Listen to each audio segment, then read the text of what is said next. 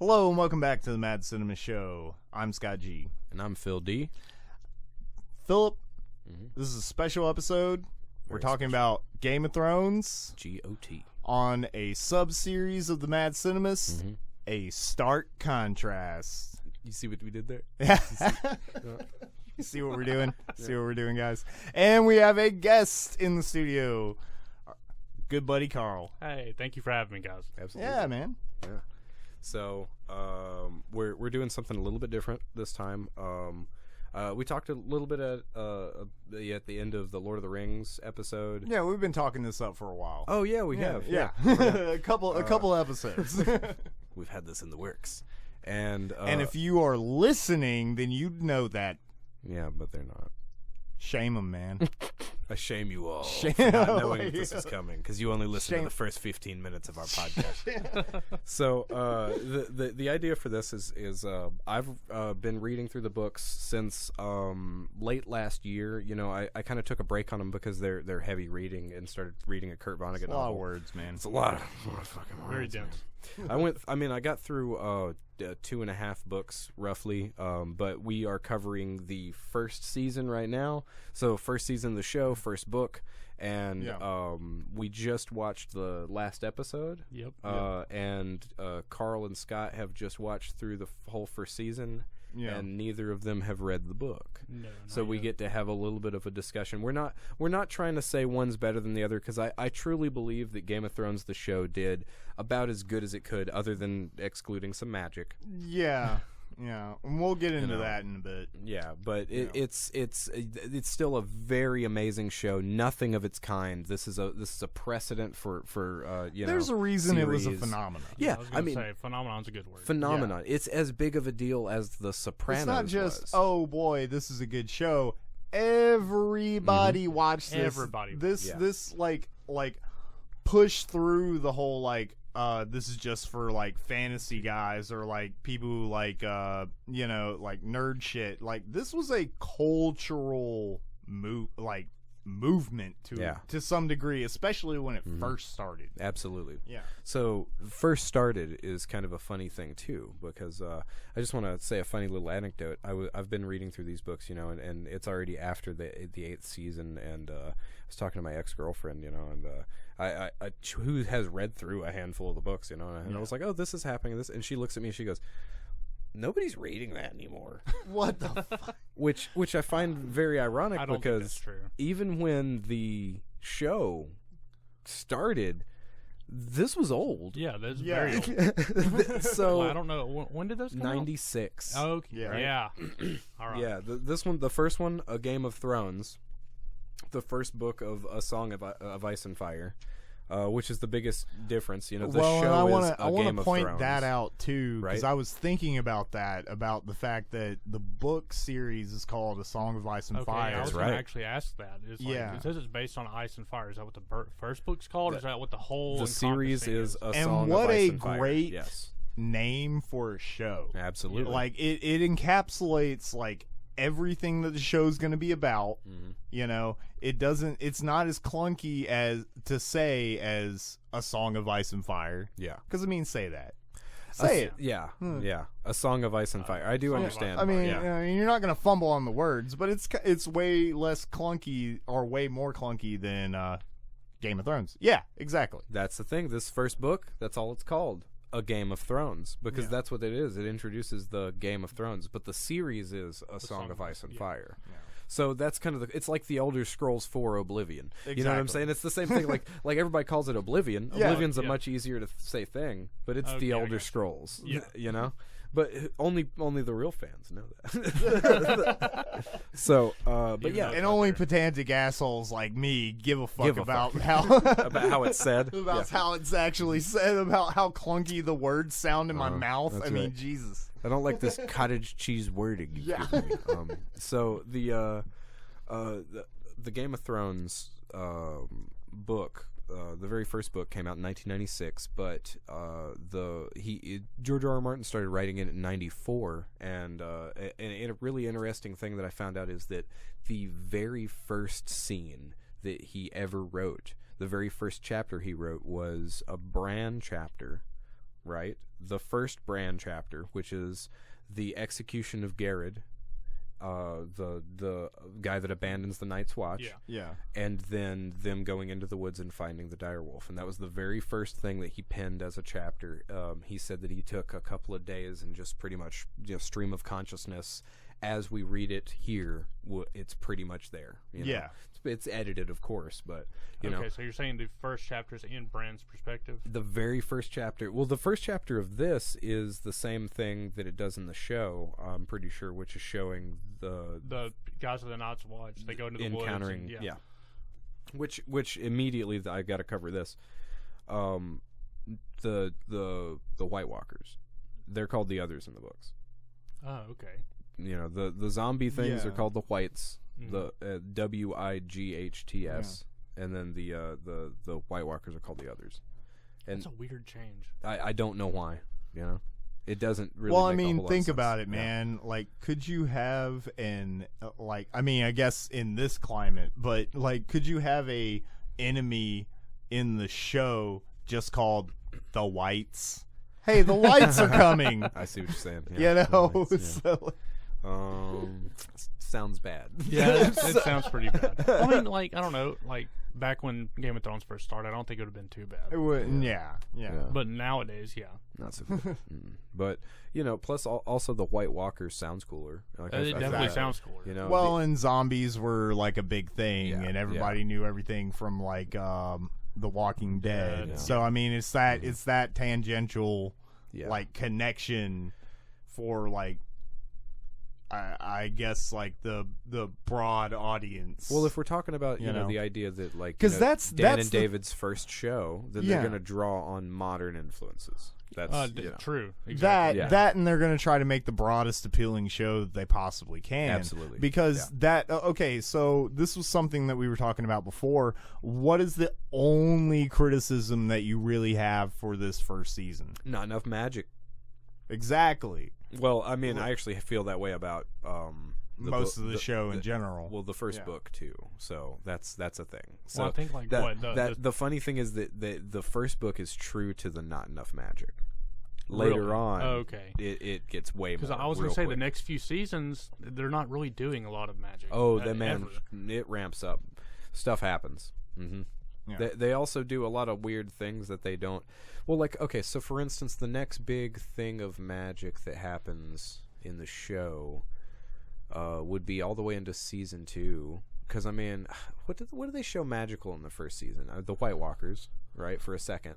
Yeah, the White White Walkers Walkers. at the beginning. Okay. The chick that does the horse magic on Drogo. Oh yeah, Miriam Azdur. Yeah. Right, and then they show, the next thing that you really even see in the series that's magic is fucking Melisandre casting the Shadow Baby onto Renly Baratheon. That's what I was going to bring up. Yeah, which is totally a dope scene. Yeah, It's one of the best scenes of that season. Man, it's so cool. Yeah.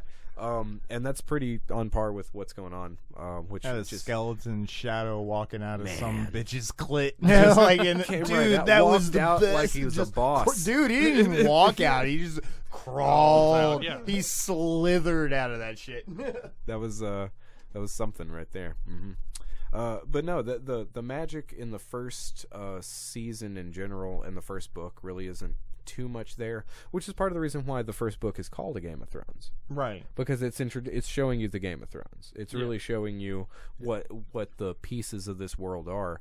But they allude to magic much more in the book than they do in the show, just because it's necessary for the upcoming things. Right. I don't remember when they introduced Maggie the Frog, but she's actually a character that's pretty cool that they only roughly talk about in the show. Well, and I would say that that's the biggest difference between the show and Maggie the the books Frog. is you can Yeah. actually get a lot of that detail, a lot of that world building from the book, whereas they have to show you visually. Yeah. They Which can't have a lot of costs fat money. in the show. Yeah, well, they can't just have a bunch of people Yeah. walking around like just expositing. Otherwise, it'd be boring as shit. Hey, here's this sword. It's from X land. It was, forged by this person. and also, that would be boring if somebody just was constantly spouting telling exposition. Exactly. but also, you know, if you had somebody that was if you had all these characters saying how they felt or how they were reacting to the world, then you'd hate Catelyn a lot. Well, faster. it'd be like the '90s Hercules. Oh yeah, there you go. Disappointed. I was disappointed as well. Weren't we all? Okay, so there's a really nice, you know, line that I really think it's a Ned line where he's talking about how, you know, his children are summer children and they really don't understand. Yeah, because they've never cold of experienced winter. They don't understand. Yeah. And winter is coming. And that's the stark words, right? Yeah. And winter. Jon Snow says he does remember a winter, though. Oh, yeah? Yeah. When he's talking to, what's his Then face? that means antagonist? Rob would, too. Oh. Yeah. He's talking to, what's his face of the Night's Watch? The asshole? I can't think of his name. Yeah. The guy who was training him before. What is his name? Yeah, It starts with an A. I'm actually drawing a blank on that one too. He's the He's the blonde master head. of arms. Yeah. Is what he is. Yeah. Yeah, I just can't think of what his actual name is. But that would mean that Rob also experienced a winter. Yeah, what I think it is, though, is that they're so young they don't remember. They don't remember. They were Right. born on the tail end of it, so they're still summer children. Exactly. You know what I mean? And in a world that seems so bleak, it's funny that these are the good times. Yeah, well, It's, you know, because it's the summer and everything's still kind of shitty. well it's the end of summer. It's the end of summer. Yeah, exactly. But Well, it's giving you a basis for all the other like fucked up shit that's gonna happen. And it's like, hey, you see how they're just chopping people's heads off already? This is a good thing. Yeah. So- this is a good That's right. beheading. so to segue back to the intro of the show, right? The very beginning of the show opens with and the book opens with what are the three guys' names? It's Waymar Royce, Garrod, and Will, I believe is his name. The kid that hides in the tree.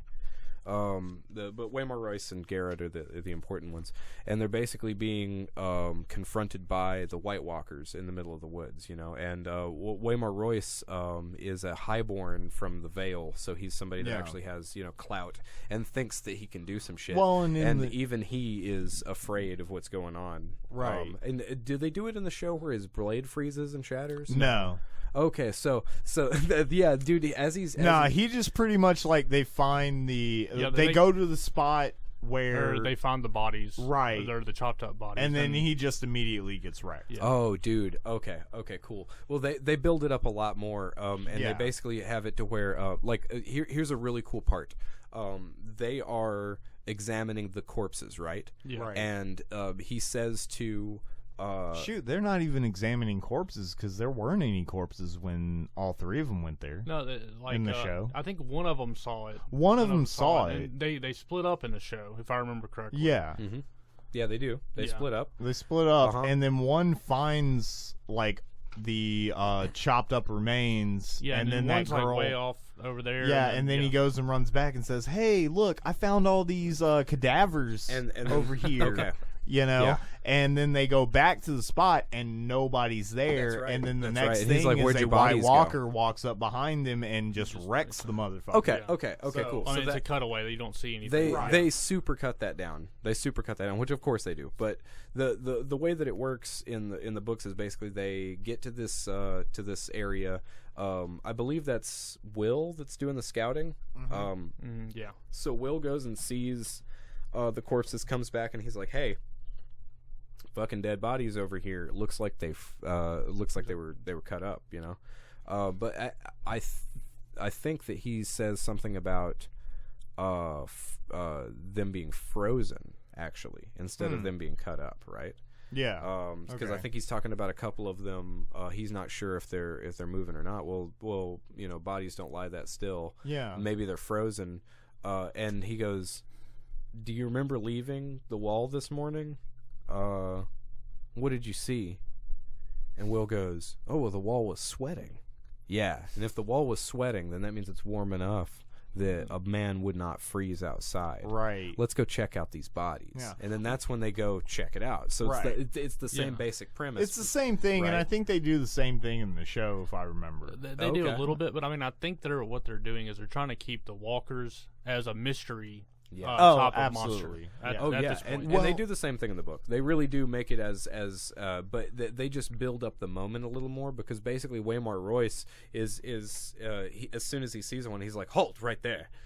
Hold your ground. I swear, I'll do it." And he pulls out his sword, and at that point, he starts feeling like a creep up his arm and up his blade, and the blade is slowly frosting over because they're just kind of like doing that DOT frost on it. You know what I mean? Nice. And they just start walking up. So when he finally gets in range, and he's shaking because he's never actually had to deal with something that's not human before. He's never had to deal with something that's actually a problem.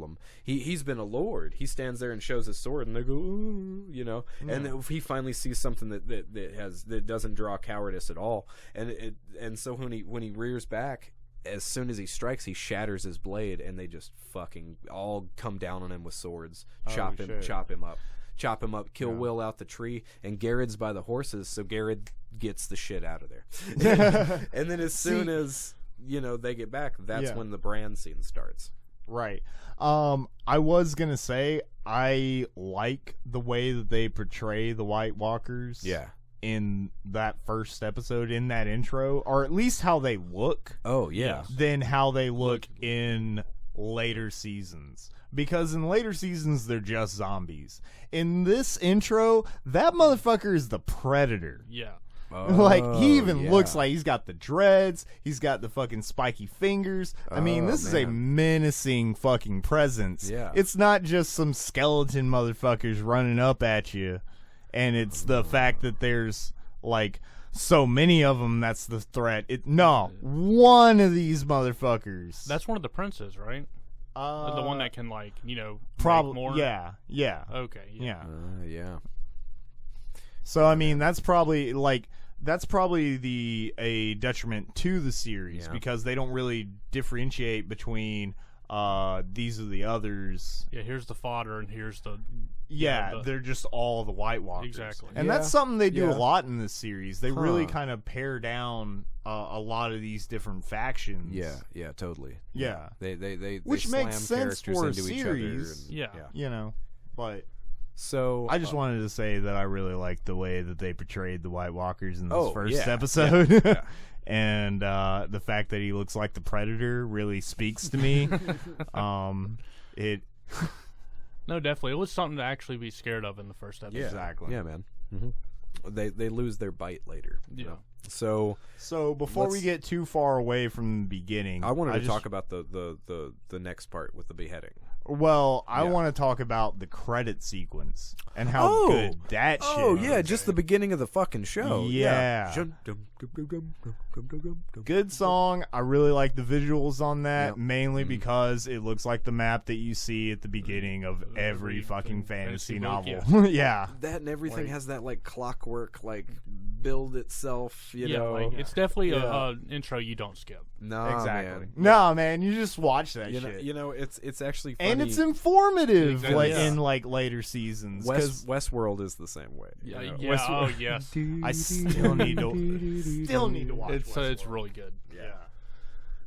I mean, it doesn't have Yul Brynner in it, but it's it's pretty good. I guess. I guess I can.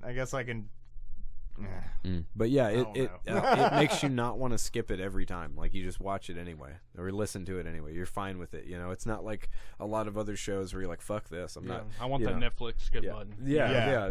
The Office. Yeah. You know, I'm done with that. Done with Parks and Rec. I'm done with, like, I'm not trying to listen to those intros. I'll listen to them once. They're in my head forever. I'm done. You know what I mean? Like, there's something about the Game of Thrones one though. It's in my head, but I love it.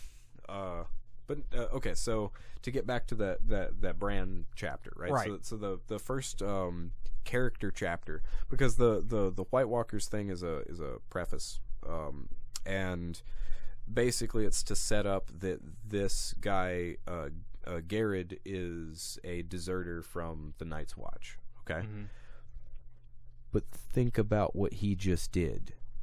Okay, and this is very very weird about this first chapter, because like I was saying to you guys earlier, it pretty much sets up the concept of everything that's to come within at least this first season, if not farther than that, right? Right. But one of the big deals is Ned brushes off someone who is telling him the truth about a larger threat to come, because he is worried about his honor in a situation, because that's the kind of man he is. He looks at the facts. He is a pragmatist. He sees the facts. You've run away. We've never seen a White Walker before. I'm sorry, you're a liar. That's just the way it goes. And the kid is telling the fucking truth. Yeah, even if he was, even if he like Believed him? believed him, he Yeah. probably still would have carried that because he out had because he to. was a deserter. But, Yeah. And because because Ned Stark does his duty. I was going to ask Yeah. you, like, what was he thinking when the kid was telling him that White Walkers are real? He thought he was a deserter. That's it. So he'd like Ned Stark never had it in his brain that the White Walkers were alive. He died before any evidence for real ever showed itself. Okay, because the scene yeah. in the show, Brand's like him. Do you think he's telling the truth? Pretty much. Like, Yeah. Are White Walkers coming? And he's like, he's a madman. Yeah, that's right. So okay, yeah. so that stays the same way. That's in the book? absolutely no. He's like no, of course he's not. He's a deserter. They'll say anything to get away from the Night's Watch. Are you kidding? I've seen people all of my life running away from that fucking wall. Well, this guy's no different from everybody else. That's that I've why had to, there's a law. yeah, because That when when they run away, they lose their heads. Yeah. And he's the dude to do that a lot of the time. Like, so think about he's done this to 100 guys. You know what I Yeah. mean? Like, this is a thing though. This is a Tuesday. Yeah, but also this is an important Tuesday, and I like that situation. How it's an important Tuesday. I like it how he makes that point. Like, if a man is to order someone's death, then he should be the one to look him in the eye and do it himself. Well, I bring that up because later on, when they have the party with Robert Baratheon, his brother comes by, and Iridium. Oh, really? Yes. Yeah. He comes by and actually says, like, he was a good ranger. He's an upstanding person. So it's like, he's probably telling the truth. Yeah. You talking about Garrett? The guy that got his head cut off? Yes. Yeah, okay, so also Craster, later in season 2, second book, when they're beyond the wall, the old man that has all the wives that are his daughters. Yes. Yeah, so that guy, he knows very intimate details about the situation with the White Walkers that he should not fucking know. Yeah, I'm sure. Well, I mean, he is north of the wall, so. But who's he listening to? Who's talking to him? Ooh, I don't know. Ooh. I don't either, but that's just fucked his up daughter wives? implications. Yeah, his daughter Yeah, wives. man, that's just dirty. It's just, yeah, like I said, man, stop. So- You can't apply morality to this show, because the more you do it, the more you just are like, I need a bath. Yeah.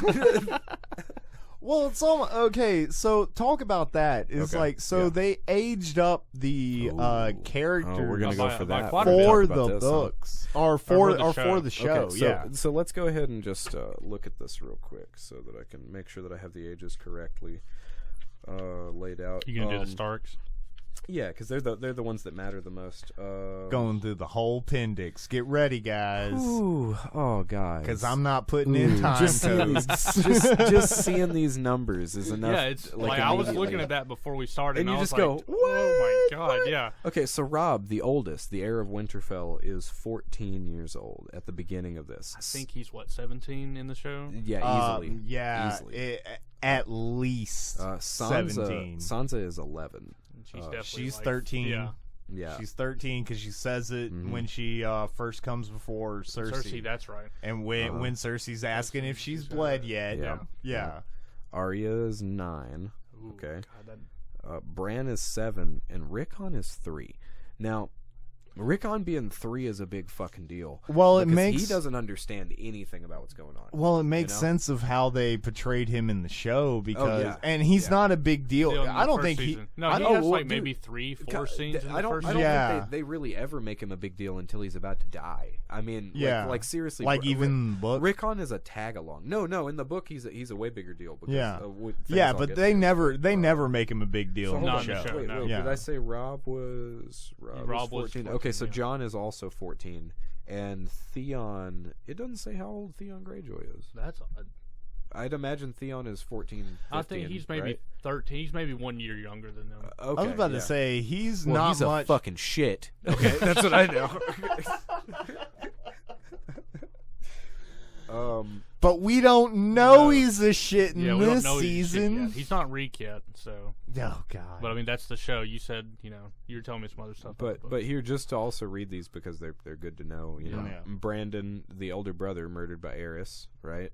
Lyanna was the sister that Robert Baratheon was in love with. And she died in Dorne. And Benjen, which is the Night's Watch guy. Yeah. So he's the one that comes down looking for boys during the party. Yeah, you he's know? the ranger. He's the ranger, yeah. And I like Benjen a lot. I really like Benjen, man. I He's love Benjen. super cool character. Yeah. Sucks that he's gone pretty quick, you know? Well, I mean, he comes back, but it's way, way later. Yeah, on, totally. So wait, hold on. Okay. So this first scene with the wolves and everything, I think it foreshadows a lot of what's going on with the first season. Like, for instance, the situation with the stag, right? Dead stag, dead dire wolf. Yeah. Right. Both like the sigils. What is it? So the dire wolf is a sigil for House Baratheon. Oh, I'm sorry. That's for Stark. Stark. The stag Don't get it wrong, man. Yeah, I'm the one getting it wrong. I don't want to have to With all the ignore those references. comments. Yeah, I know. Yeah, for Stark, and then the stag is House Baratheon. Yeah. Which is funny because, by the way, the stag, the logo is different for Stannis because Stannis takes on R'hllor, the Red Lord, which is when he has the heart that's on fire with the stag's horns. Right. Oh. But the dire wolf and the stag killed each other. Yeah. You know, and left the dire wolf cubs to fend for themselves. Absolutely. Yeah, exactly. Yeah, and so like you were saying, the Jon Snow's cub Ghost was actually far enough away that he had to go get him. You know, to simulate like well, a he's little also outcast he's or the something outcast. Like yeah, he's well, a he's different also color, a runt, you know? and he's an albino. If you didn't catch the symbolism, guys, And he it's does not this- like they didn't put he it right in also- front of your goddamn face. Well, it's also this is another thing too. It's also part of his character because he does this thing with Jon Snow the whole time where he fucking disappears, but he's always right there when he needs him. Yeah, exactly. Yeah. He always shows absolutely. exactly up when he needs to. It's amazing. Like, for instance, at the Fist of the First Men, Mm-hmm. you know, like that's a battle that all of a sudden, oh well, there he is. Yeah. There's Ghost. So, Okay. so Either what one's about like these dire wolves? Because I will say that is one thing that I really kind of hate about like Game of Thrones. Well, the first season I kind of understood it, Yeah. but like just there is not a lot of dire wolves The direwolves are a way bigger like deal. in this show, Yeah. and they're awesome. They're probably the They're coolest, amazing. one of the coolest things like in that. Yeah, So they could have just closed up on them at least once, get a zoom in on them. at They least never did. or like what you were telling me happens in the books. Oh, So- when Ned has to kill Lady? Yeah. Yeah. No. I'm talking about like their relationship with each of Oh. the Stark kids. Okay, so let me talk a little bit about that. Yeah. So who are all the dire wolves? Who are the All right, kids? So let's start with so Rob's is Grey Wind. Grey Wind is very much like Rob's personality, especially when he goes to war, because basically they never stop. They are right there next to each other. They're doing exactly what they need to do. They go to fucking war. He is just as fierce as his master. Like, both of them are warlords, you know, righteous warlords. And then Jon Snow's, which is Ghost. Ghost is the fucking. He's a ghost, man. He is a ninja wolf. He hides in the shadows. He lives in the north. He's pure white. He's able to blend in. He's always He uses around that. Mhm. John, but he's probably not always seen. And they do a good job. He does the trekking thing, where it's basically like, I'm in a perimeter around you. You know, unlike Grey Wolf, which Grey Wolf is right by Rob's side. Oh, absolutely. They are right there next to each other, proud as hell, sticking their chests out. Yeah. You know? So then Lady is Sansa's. Right. Lady is the most she's a petite little girl, and she's the most beautiful of the wolves, and she has the softest fur and the prettiest eyes and everything, and it's definitely the wolf that you know, everybody wants to snuggle. Like it's that dog, you know what I mean? And you only see her once in the show. Yeah. Nymeria would be Arya's, and Nymeria is very smart, very cunning, will rip your throat out if she needs to, but also is not a wild dog, you know? Right. Unlike Rickon's dog, Shaggy Dog.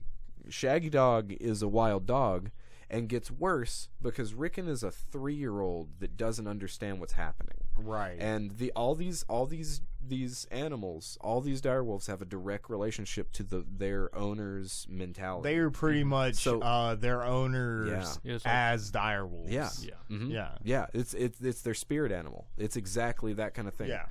So the way that, you know, Shaggy Dog ends up acting over the course of the next, period actually, is much like Rickon. Imagine a 3-year-old in a situation where, everybody's dying around me. I'm ripped away from my family. I used to have the good life. I have no idea what's going on here. You know, nobody will tell me what's going on. No one will tell you. Yeah, and even if they did, would you understand? You know, exactly. So he is freaking the fuck out, and he's a little kid that just has a bunch of angst. So his dog is a vicious wild animal, and is probably the most ruthless out of all of the animals because he will even bite people that he knows, and he will bite his family members, and he will bite, you know. Well, I guess that makes sense the way that they introduce Shaggy Dog in the show. Shaggy Dog does that. Yeah. Mm-hmm. Well, but I mean, they more do it as like a Rickon's not training his dog.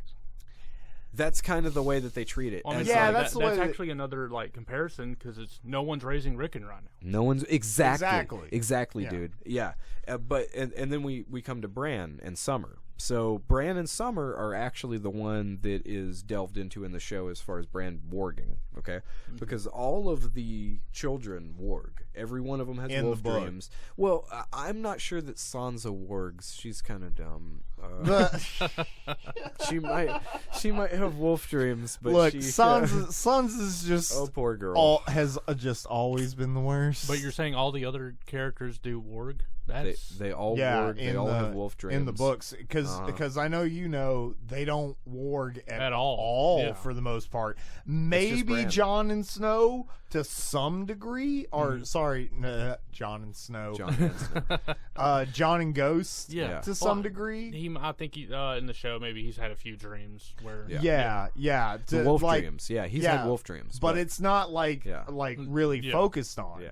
Like, the only person that they focus on the warging with is Bran. Yeah. Yeah. So, they go into the Bran situation a lot more after he meets up with the Reeds, in the later books. So it's the whole, he goes all the way into him not even being a person anymore, where he wargs more than he's a cripple in his own body, because he doesn't like being a fucking cripple kid, and it sucks, so he'd rather be a wolf that's able to do what he wants. But he got to a point where he stopped fucking eating because he'd go eat a carcass as the wolf, and he'd be like, "No, I'm good." Be full. It tasted good. Yeah. So in the show, when Bran is about to get assassinated, of course, Summer? Yeah, comes up and just rips the dude's throat Absolutely, out. yeah. They assassinated really with his eyes on that too. Yeah, assassinated with Tyrion's dagger. Boom, but what I was getting at is you were saying that Bran was warging at that time, and they don't really touch on that too much. That's him protecting himself. Yeah, that's right. And but he doesn't realize he's doing it at that point. He's just reacting. Yeah. At that point, I actually don't think he is warging in the full sense where he has control over Summer. It's kind of like an instinct type deal. It's not just. It's more like a. It's like he's seeing what it's like being John Malkovich. He's just seeing what Summer is doing. You're watching. You're not controlling. Yeah, exactly. Yeah, he's ported into, but not actually. So you're saying that Bran just warps into a diner just full of himself? Yeah, Malkovich. Bran. Stark. Yeah. Stark. But yeah, so the whole time that Bran is in the coma, Shaggy Dog's sitting outside of his window and howling and all that stuff, and that's because he's, it's part of him trying to wake Bran up because he feels the connection to him. But Bran doesn't actually understand what's going on with his powers until he talks to the Three-Eyed Raven, which they do that in the first season. Him falling and talking to the Three-Eyed Raven. Yeah. I don't think he talks to him. He just falls. He just has that dream of the Three-Eyed Raven over and over again. Yeah, it's the same one. He doesn't talk to him? No, he doesn't talk to him at all. He just follows him down. Like, he doesn't even realize what that dream means at this point. Yeah, he just knows that he's having it. Really? Yeah. Yeah.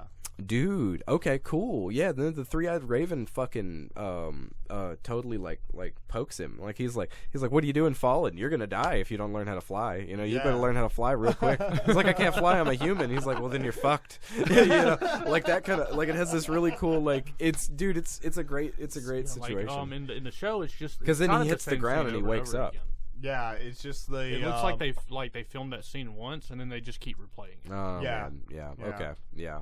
Well, but yes, in the books, all of the children, Warg and Nymeria and Arya, are probably second to Bran, and that's something that's definitely left out in the show. Period. That Arya has a very strong connection to Nymeria even after she sends her away, because that situation, which we'll we'll get into that. Do we even see? We definitely don't see Arya. Like Nymeria's gone. Yeah, as far as gone. We know, she's gone for a long time. She does come back. She does later. come back. Yeah. Okay. Man, in the show they basically just go, well, there's Nymeria. Bye. Yeah. There's Nymeria. She bit this asshole. Now she's got to go. Well, I mean, when she throw a rock at her face. When you see her later, like she basically shows up and it's Arya staring her in her face, and it's like, oh, you're Nymeria, and then the wolf freaks out. And that's it. Yeah, that's it. And that's not exactly what's going on in the books. The books, the whole time, Nymeria keeps having the connection with Arya. Yeah. So she keeps warging. She keeps having dreams. She keeps waking up. She keeps tasting blood in her mouth. Like all that begs the question: is warging all the Stark kids do, or do some of them learn any other type of magic? Well, okay. So here's a funny thing about it too. Bran is the most like the Starks of the Tully-looking kids because they make a really big deal about how only Jon and Arya actually look like Starks, right? Mm-hmm. The rest of them look more like Tully kids, which isn't a big deal in the show. Isn't a big deal, yeah. But Bran is kind of in the middle, right? But having his accident kind of awakens that Stark situation, that Stark lineage in him, you know, because. I don't know. Some kind of being close to death helps. Because magic. Because fucking magic. But wait, where was I going with that? I completely dropped the ball. I don't know, man. I wasn't listening. Damn it! No. All I'm getting at is that the magic component from like Bran's perspective. I have no fucking clue what I was talking about, actually. Where are we going? Okay, I was asking, like, do kids in the book do something besides warg? Oh. Whereas magic comes from. Yeah. Only Bran. Only Bran. Yeah, that actually is what I was talking about. Okay, yeah. Cool. Yeah, I thought I was lost and shit. You took a long way to get to. I took a real long to way. get to when you could have just said yes. No. He just wanted to be clear. Only Bran. But yeah, the other kids pretty much just have that connection in that direction. I mean, you can say Arya has a magical connection when she gets with Braavosi's. Yeah, but Jon Snow also, because this is the storyline that they drop all together, is Azor Ahai. Most likely. Oh yeah. Okay, yeah. You said you were going to go over that. So might as well. What's Azor Ahai? Azor Ahai is a prophecy. Okay, so there's a prophecy that Melisandre talks about later, and I really think that the scene that they reference it in the show is season 2 or 3 when she captures Gendry and she's siphoning blood out of him to try to get that prophecy thing going on, and she looks into the fire because she's trying to find out who Azor Ahai is. Now, the story of Azor Ahai basically is that this is a song of ice and fire, right? Mm-hmm. So the ice is the Night King, which doesn't exist in the books, but it's the others, okay? So that's the White Walkers. Okay? Right. That's ice. Well, fire is Azor Ahai. Oh, okay. So yeah, I thought fires symbolized dragons. You would think that, wouldn't you? Yeah. But dragons apparently are a more neutral thing in the world, I think. In the books. Yeah. The fire of Azor Ahai, though, is actually the power of R'hllor, the Red God.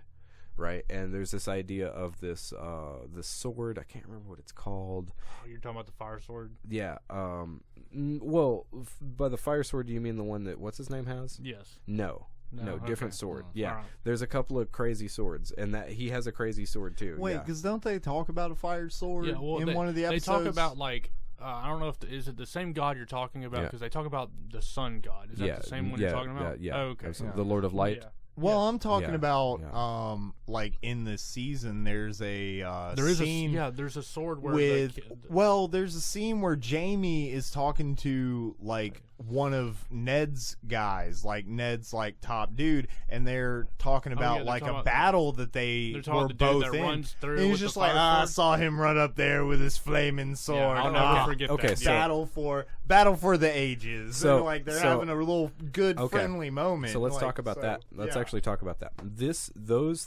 Those moments right there get drilled into your fucking head when it comes to the books. So like what they're talking about there is the battle on the Trident. When they beat Rhaegar Targaryen. Now let me tell you a little bit of something about that. Okay, so Rhaegar Targaryen, rap man, I'm gonna get it to you. So he was covered in rubies, dog.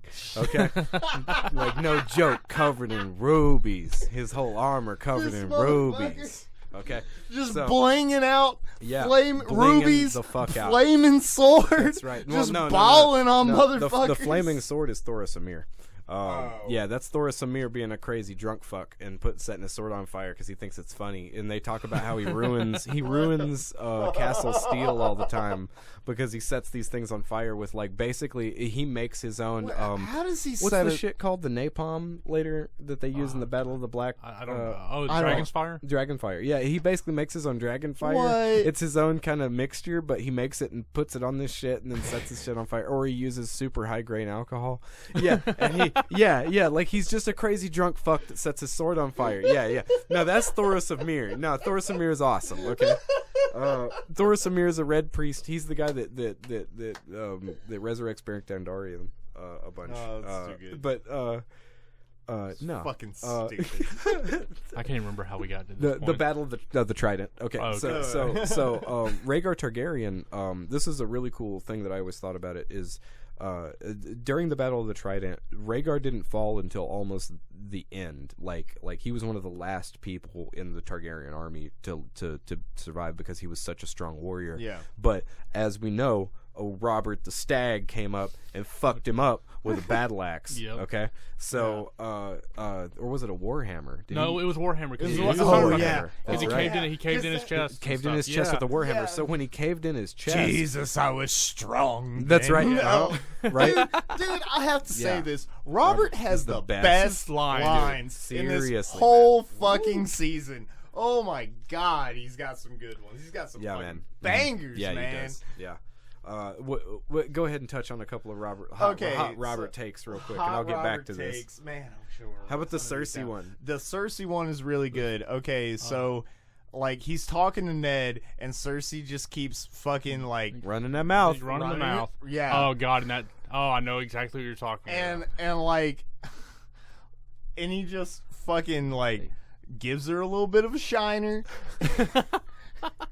Just gives it to her. Just hands it to her. It's a her. little gift. And she comes back with, I'm gonna wear this like a badge of honor. And he's just like, silence. Yeah, you'll wear it in silence, or I'll honor you again. That's so good, and dude. Guys, don't hit women. Yeah. Oh no, it's real bad. Yeah. But if you're gonna hit a woman, at least be a king. At least say that. Oh man. What's another one? Have a snarky comeback. Man, one of my favorites is when he's dying, which is pretty much straight up like the book when Ned's trying to write the shit, and he's like, "I'm write it, Robert Baratheon, first of his name, King of the Adels. You know the bloody words." Yeah. I love when he fucks with the Lannister cousin. Oh yeah, Yeah, Is that Lancel? The breastplate. Is that stretcher? Lancel? Yes. Yeah, the breastplate breastplate stretcher. When do you think he's figuring it out? which is straight from the book too. Yeah. So to get back to the trident though. Okay. Oh, you got one more? You got one more? I don't have one more line. I just have one more scene. Oh yeah. Okay. Okay, and it's another Cersei and him scene. Dude. Okay, I have to go off and tangent this. I think Cersei is more interesting in this first season. It feels a lot more nuanced because in the later seasons they kind of try to focus her character into this very stern, and I understand why they did that, but I just think she's way more interesting here than she ever is in the rest of the series. I feel like they're trying to turn her into another Mad King. Is really kind of what it felt like. Yeah, it's like they didn't know who was going to be the Mad King. So they tried to put a bunch of different characters on that path. Okay, but anyway, so there's a scene with Robert and Cersei, and they're just kind of talking about like how they live together or how they survived 17 years. Yeah, how they survived 17 years of just hating each other. And it's all built on hate. And how do they keep it together? And how do they keep it together? And Cersei says, like how do we keep 17 or 7 kingdoms together? And Cersei says, our marriage. And then they both just start cracking up. Oh man, it's just like, that's just such a good scene to me because it just shows like they actually understand each other. They understand each other. Another like dynamic Cersei scene in the first season is when she goes to Ned to kind of she's fucking with him is what she's doing when he's in the prison. To try to apologize for making him kill lady. It's a lot more nuanced than the other, than later Cersei. Well, dude, watch her in any scene where she's in the throne room. Yeah. And like in any scene where she's like trying to smile at somebody that isn't Jaime or isn't one of her kids, because she just has this very straight face kind of smile, very stern look. They play her off she's trying to figure you out while she's trying to play to your she looks like she doesn't give a shit about what you're saying. Well, I mean, to me, it seems like she's trying to play the actor of straight faced, but she's not very good at it. I see what you're saying because she wears her emotion right on her sleeve. Yeah. That's how her smile. Which is honestly the way that Catelyn is. So let's get to one of the big things here. Okay. Fuck Catelyn. Well, is that what we're getting to? That's gonna be point. Are we getting that's point? Gonna be point 3 here. So Littlefinger wants to. But. Littlefinger wants to bone both her and her sister. Let me tell you. Her sister, really? Oh yeah. I thought that was a play, but whatever. Yeah. I think he'd do whatever necessary. There really only is 2 questions that I think sum up the plot of the first season, first book, right? And the first question is, who killed Robert Arryn, right? Yeah. The second question is, why? Definitely, the answers are Cersei and incest. Cersei and incest? Okay. Is that what you say? Cersei and incest? Cersei and incest, yeah. And is that the assumption from the first season? Assumption. No, that's definitely the first because that's what Ned goes to talk to her about, and that's implied. That's why Jon Arryn died, because he was asking questions. He's asking questions, right? So, so that means that Cersei killed Jon Arryn? Is that what she had a hand in it. Oh, so what happened? She had someone. She had his squire give poison to him. Yeah, is that what you think? That's what the show implies. Do you know who else had a hand in it? And who else antagonized it more than Cersei and Jaime? Do you know who else? No, but I can't wait for you to tell me. Lysa Arryn. Who? His really? fucking wife. Okay, see, his wife's never touched upon at all. John Aaron? No, his wife. No, His wife is Catelyn's sister. man. Catelyn's sister. Oh, okay, yeah. Yeah, my bad. yeah. His names Liza escape me. Aaron. Yeah. Yeah. But they don't touch on the fact that she's involved. No, they that make her because seem like she's very distraught at the fact that he died. She went crazy Yeah. because of this shit. Oh, Dear didn't God, she? she went crazy. Is that why she went crazy? Guys? Well, they say You wanna that know why she's she went always crazy? been she's do always you been a wanna little know? touched. Do you want to know why she went crazy? You want to know? Because her man, we're only on the little edge boy- of our seat. We're on the edge of our seat Because for of you that- us because that little boy. to tell us, because please. Because that little sick boy. That's why. A Okay. little sick boy. That Yeah, little he's sick, boy. all right. Robert Aaron, right there. Okay, that little twisted weirdo. Her only light in her life, the only thing that she cares about, as you see that whole breastfeeding thing in like Yeah. second season, right? She's Well, because or is that it's first hung- Which, season? I mean, That's no, first season. That is first yeah, season, I yeah. definitely want to talk more about that scene. Yeah. So the reason that this all happens is because John Aaron had already been married previous times in his life. He was already old when he got to Lysa, and that's partly why they believe that Robert Aaron is weak, because he was an old man, but also because Lysa was kind of off. Because he had old sperm. He had old sperm, and she was kind of off, so they produced a weakling of a child, right? But the problem is that Robert Aaron wasn't going to have his fucking kid be a weakling, so he was either going to send him off to King's Landing, to sire under or to squire under Tywin Lannister, or he was going to send him to Dragonstone to squire under Stannis Baratheon. Yeah. So he was going to make sure that this boy had a strong male role model that wasn't an old dying man like himself, that had other preoccupations as being the Hand of the King, because him being the Hand of the King, he had too much shit going on. So basically, he said to Lysa, "Look, your son's gonna be a bitch if he turns into a king." Yeah, the breastfeeding's got to stop. Exactly. Yeah. Like, no, he walked in. And he's like, "Look, you fucking coddle this kid. I'm gonna send him off," and that's why she flipped her shit. For the simple reason that he was gonna take her son away from him, and because of that, she fucking made. I almost think that she's the one that actually gave him the Tears of Lys. That gave him the fucking poison. I really think it was her. It would make sense. Personally. Yeah, I mean, it had to be someone he completely trusted. But she was coaxed by Littlefinger, right? And that was coaxed by Cersei and Jaime. Yeah. So yes, all of them had a play in it. But it was his goddamn wife.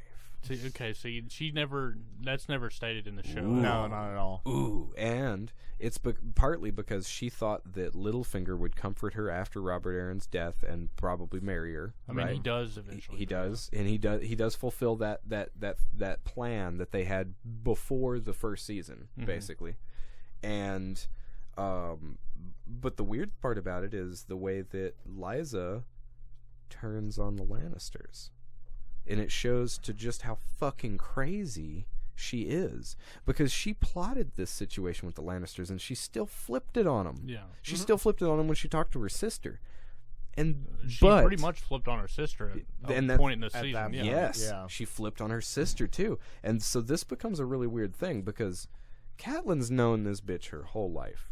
She knows she's crazy. Okay, this is this is what I want to talk about. Was when she brings Tyrion in for the first time and she sees that kid on her tit. And you see that look in Catelyn's face. And she's like, "Oh, I fucked up. What the fuck did I just do? I fucked up. Oh, That's I right. shouldn't be here." Well, her taking Tyrion in the first place was a bad move. I understand why she did it. She wanted some. To me, it was. What's the word I'm looking for? Short-sighted. It was very, very short-sighted. Absolutely. It was really. It was kind of It was an emotional move. Absolutely. Yeah. Well, all of Catelyn's moves are emotional moves, dude. Absolutely. Well, and that's what I'm gonna say is, like, I feel like in the show, like, they make Catelyn a lot more sympathetic. Yeah, like, they do. They make you care about her more. You do. Mm-hmm. They sand a lot of her, like, rougher edges off, and Yeah. they do that with a lot of the characters. Yeah, like, in but the show. you know, watching it the second time around, it's like you look at Catelyn making these choices, and it's like, oh god, you stupid bitch. Yeah. Dude, seriously, because you know what's gonna come of it. Yeah, but Yeah, think about the first time you Yeah, watched it's like, that. oh You- man, I feel so bad for her. Yeah, I feel sorry. You understood. It was Yeah. just like, oh, Hey. she's emotional. Yeah, she's making dumb decisions, but she's emotional. Don't you feel the same way about Sansa though? No, like Not really. Honestly, when I first watched the first season, I hated that character. And honestly, watching it again, I still hate her. Well, that's what I mean as far as the way you viewed Catelyn this last time that you saw it, knowing the future. Don't you feel kind of the same way about Sansa as far as it's like, Yes. oh god damn, why are you making this decision? Why are you doing this? Yeah, Because she kind of does the same thing. She's the little girl version of Catelyn, and she acts just like her mother, making that makes irrational a lot of decisions. sense. That's what I'm getting Well, I at. mean, is that like, she is a Tully. With Right. She's a with Tully, Catelyn, and though, Arya's it's the like- Stark. With Catelyn, you see the point of it, but with Sansa, it seems like she's only looking out for herself. Just like when Ned comes in and was like, "We're leaving." Dude, you're not she's a safe here." 13-year-old girl, dude. She's an 11-year-old girl. Okay, yeah, but I mean, Arya wasn't that way exactly. Yeah, but she's wise beyond her age. She's rare. She that's a rare one there. Okay. Dude, and I love Arya. Arya's something else, dude. I love Arya. Arya's probably my favorite character that doesn't get beheaded. Oh. Sir Ilan Payne. Oh God, And doesn't get gored by a boar. That guy. Yeah, so the boar situation. Okay, the boar definitely helped their plan out a whole lot, but Cersei planned on killing him a couple of times before. Oh no, definitely, yeah. So she tried to poison him at the feast at Winterfell, I think. Maybe it wasn't at the feast of Winterfell. That was not. That's touched on not. in the Yeah, show. that's not touched on I almost in the think show. She's just that looking it at was him a, with the horrors, and it's like, oh, fuck. Exactly. I almost think it was more of just an idea, like just like a I should poison this motherfucker. But then, like, they tried to kill him at the melee. Yeah, that was not touched on. Yeah. That didn't. Well, that didn't Well, I mean, happen. actually, no. That could have been. She was planning to kill him on the melee, but Ned talked him from talked him out jousting. of it. Yeah. They were gonna kill him at the melee, though. Yeah. Oh, okay. Because doesn't he fight in the book? He fights in the melee. He doesn't fight in the. What I mean in the there's the joust and there's the melee. Okay, he so rides- we didn't do melee at all in the show. Yeah, So. that's No. right. Yeah, which the melee sounds like madness. Let me just let you guys know if the melee is anything like I'm to understand it. It's just the It's whole exactly the ring what of you a think. bunch of knights fighting. Yes. Yeah, right? Yeah. It sounds like a bad idea, is what it sounds like. It's like, hey, let's go do that thing we do to people we hate to each other. Yay! You know, like. Do they use real swords? Yes. No, Just straight up the for shit. fun, Yeah, fun, for guys. For funsies, For fun, for real funsies. swords. Okay. I mean, yeah, it's like you remember that shit that Jorah Mormont was saying about the whole like Dothraki wedding thing about how if a Dothraki wedding has to with have at less least than three three deaths. Yeah, deaths it's is a considered dull a affair. Yeah. Yeah. it's kind of similar with the melee, like a death or at least some major maiming is considered to be a Right. good one. You know, it's kind of the same thing, and that's kind of the symbolism between the Westerosi, the Westerosi? Westerosi. I don't have any idea. That the reason I said that is because that's what that slaver Just calls. 'cause Westeries. Yeah. But Westeros. It's kind of and- Westerosi. Well, that's what. That's no, seriously. You know what I mean? That's what the slaver calls Daenerys. He says She's very Westerosi. No, he calls her a Westerosi whore. That's Oh. what he says to her. You are a Westerosi whore. I just want to. You're very Westerosi. You're Do you little know that? Westerosi. Little Westy. But Little Westy. no, Let's keep breaking this down, guys. guys. It just shows the Little comparison between Westeros and Bravos and the Eastern Kingdoms, yeah, and shows that they're all just as savage. Like it's kind of showing that a lot. Like they make that comparison a lot, where it's like, oh, you guys think that just because you wear armor and have nice kingdoms that you're Right. not savages. Exactly. You're just as fucking savage as these other people. You know. Okay, if we're gonna talk about the East or Bravo, sort of. Yeah. I want to talk about Arya's teacher, her dancing teacher. Yeah, I love Sirio him. Farrell. Yes, I wish he was like How much longer is he in the books for? That's pretty much the same thing. They definitely do more with him just because they can explain more. Yeah. But it's the same, dude. He for all intents and purposes probably dies in King's Landing when Arya escapes. Okay, they pretty much they just don't talk about him anymore. I guess at that point. No. That is very sad. I love that character. Yeah, he's really good character, man. I really wish they would have done a lot more with him. The water dancer, man. Yeah, but that's what this show does. Mm-hmm. Yep. The first sort of Bravos. It gives you a character you really want. You're like, ooh, I really like them. Oh, murdered. He's dead. Yeah. Oh, what about this guy? I really like him. Murdered. Oh, fuck. Yeah, I definitely like her whole training sequence thing. Oh no, you know? That's one of the few things. Well, not say few things, but that's one of the things that made me fall in love with the show. Yeah, man. Yeah. Her being a cat and, Yes. and like, it's super cool. His and Arya's interactions were just wonderful. Yeah, because he didn't treat her like everybody else does. Yeah. You know, because You are like dead, boy. I'm a girl. Boy, girl, you are a sword. Like Love that I shit. think that Ned doesn't know what to do with Arya because he can't treat her like a boy because if he does, then Catelyn won't be okay with it. I mean, I wouldn't say he doesn't know what to do with her. It's just that I don't think he understands how to maybe interact with her to make her grow more. Oh yeah. Mm-hmm. Well, I to think develop her. Yeah, I develop. think, That's the word I'm looking for. Well, and this is how I'm seeing it. I think he realizes that she is different from Sansa specifically. That she's way more of a tomboy. Oh yeah, to some degree, but it's more cultural that Arya is rebelling against, because there's that scene when they're sitting on the stairs when she's trying to balance at first, and he's talking to her, because you got to think, like, Ned, as soon as he finds that sword, like, and realizes, he's like, where'd you get this? But that's really all he asks. He's not upset that she has a sword, and in He's fact, just like, whoa, he sets up hey. Syrio to, like, help train her and totally. how to actually use the sword. I don't think he has a problem with the way that Arya acts, but it's expected of her, like, because when they start talking on the stairs, how she's gonna get a husband, and he'll get a husband. She's gonna mother sons and daughters, right? And that's she not me. immediately is just like, she no, cuts that off. that's not me. That's not me. You know, and it's not. He's not upset by what she says, because it cuts back to him, and he actually smiles. Yeah, totally. Off of that. Yeah. I don't think it's he doesn't understand how to deal with her. I think it's more of a cultural thing. Well, he can't be the guy. divide is there. Yeah. He can't be the guy to be like, all right, you're gonna be a strong boy. You know. I'm gonna train you as a soldier. He's not gonna have a Brienne on his hands. Yeah. Like that's you know.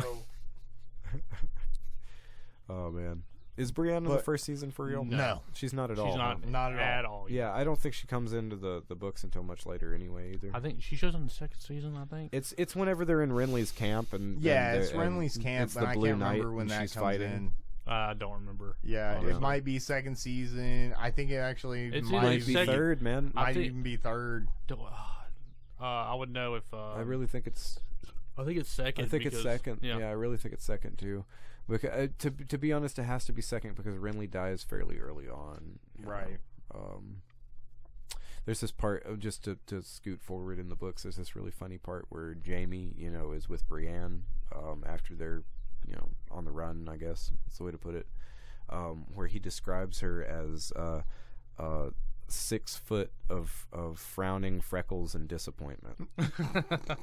And I'm like, I can see that, man. Dude, well, and you've been telling me a lot of this, man. They really rip into people in the book. Ooh, boy, Ooh, really? Boy, God, yeah. that sounds awesome. So get in some more, man. First part, okay, Catelyn. So we were already talking about Arya. So how do they describe Arya? Oh, her horse-faced. They call her Weasel. They call her like all sorts of shit because she has a long, thin face and crooked teeth, and she has a brow that isn't befitting to a young girl, and hair that hangs awkwardly. Like she's not a pretty little girl.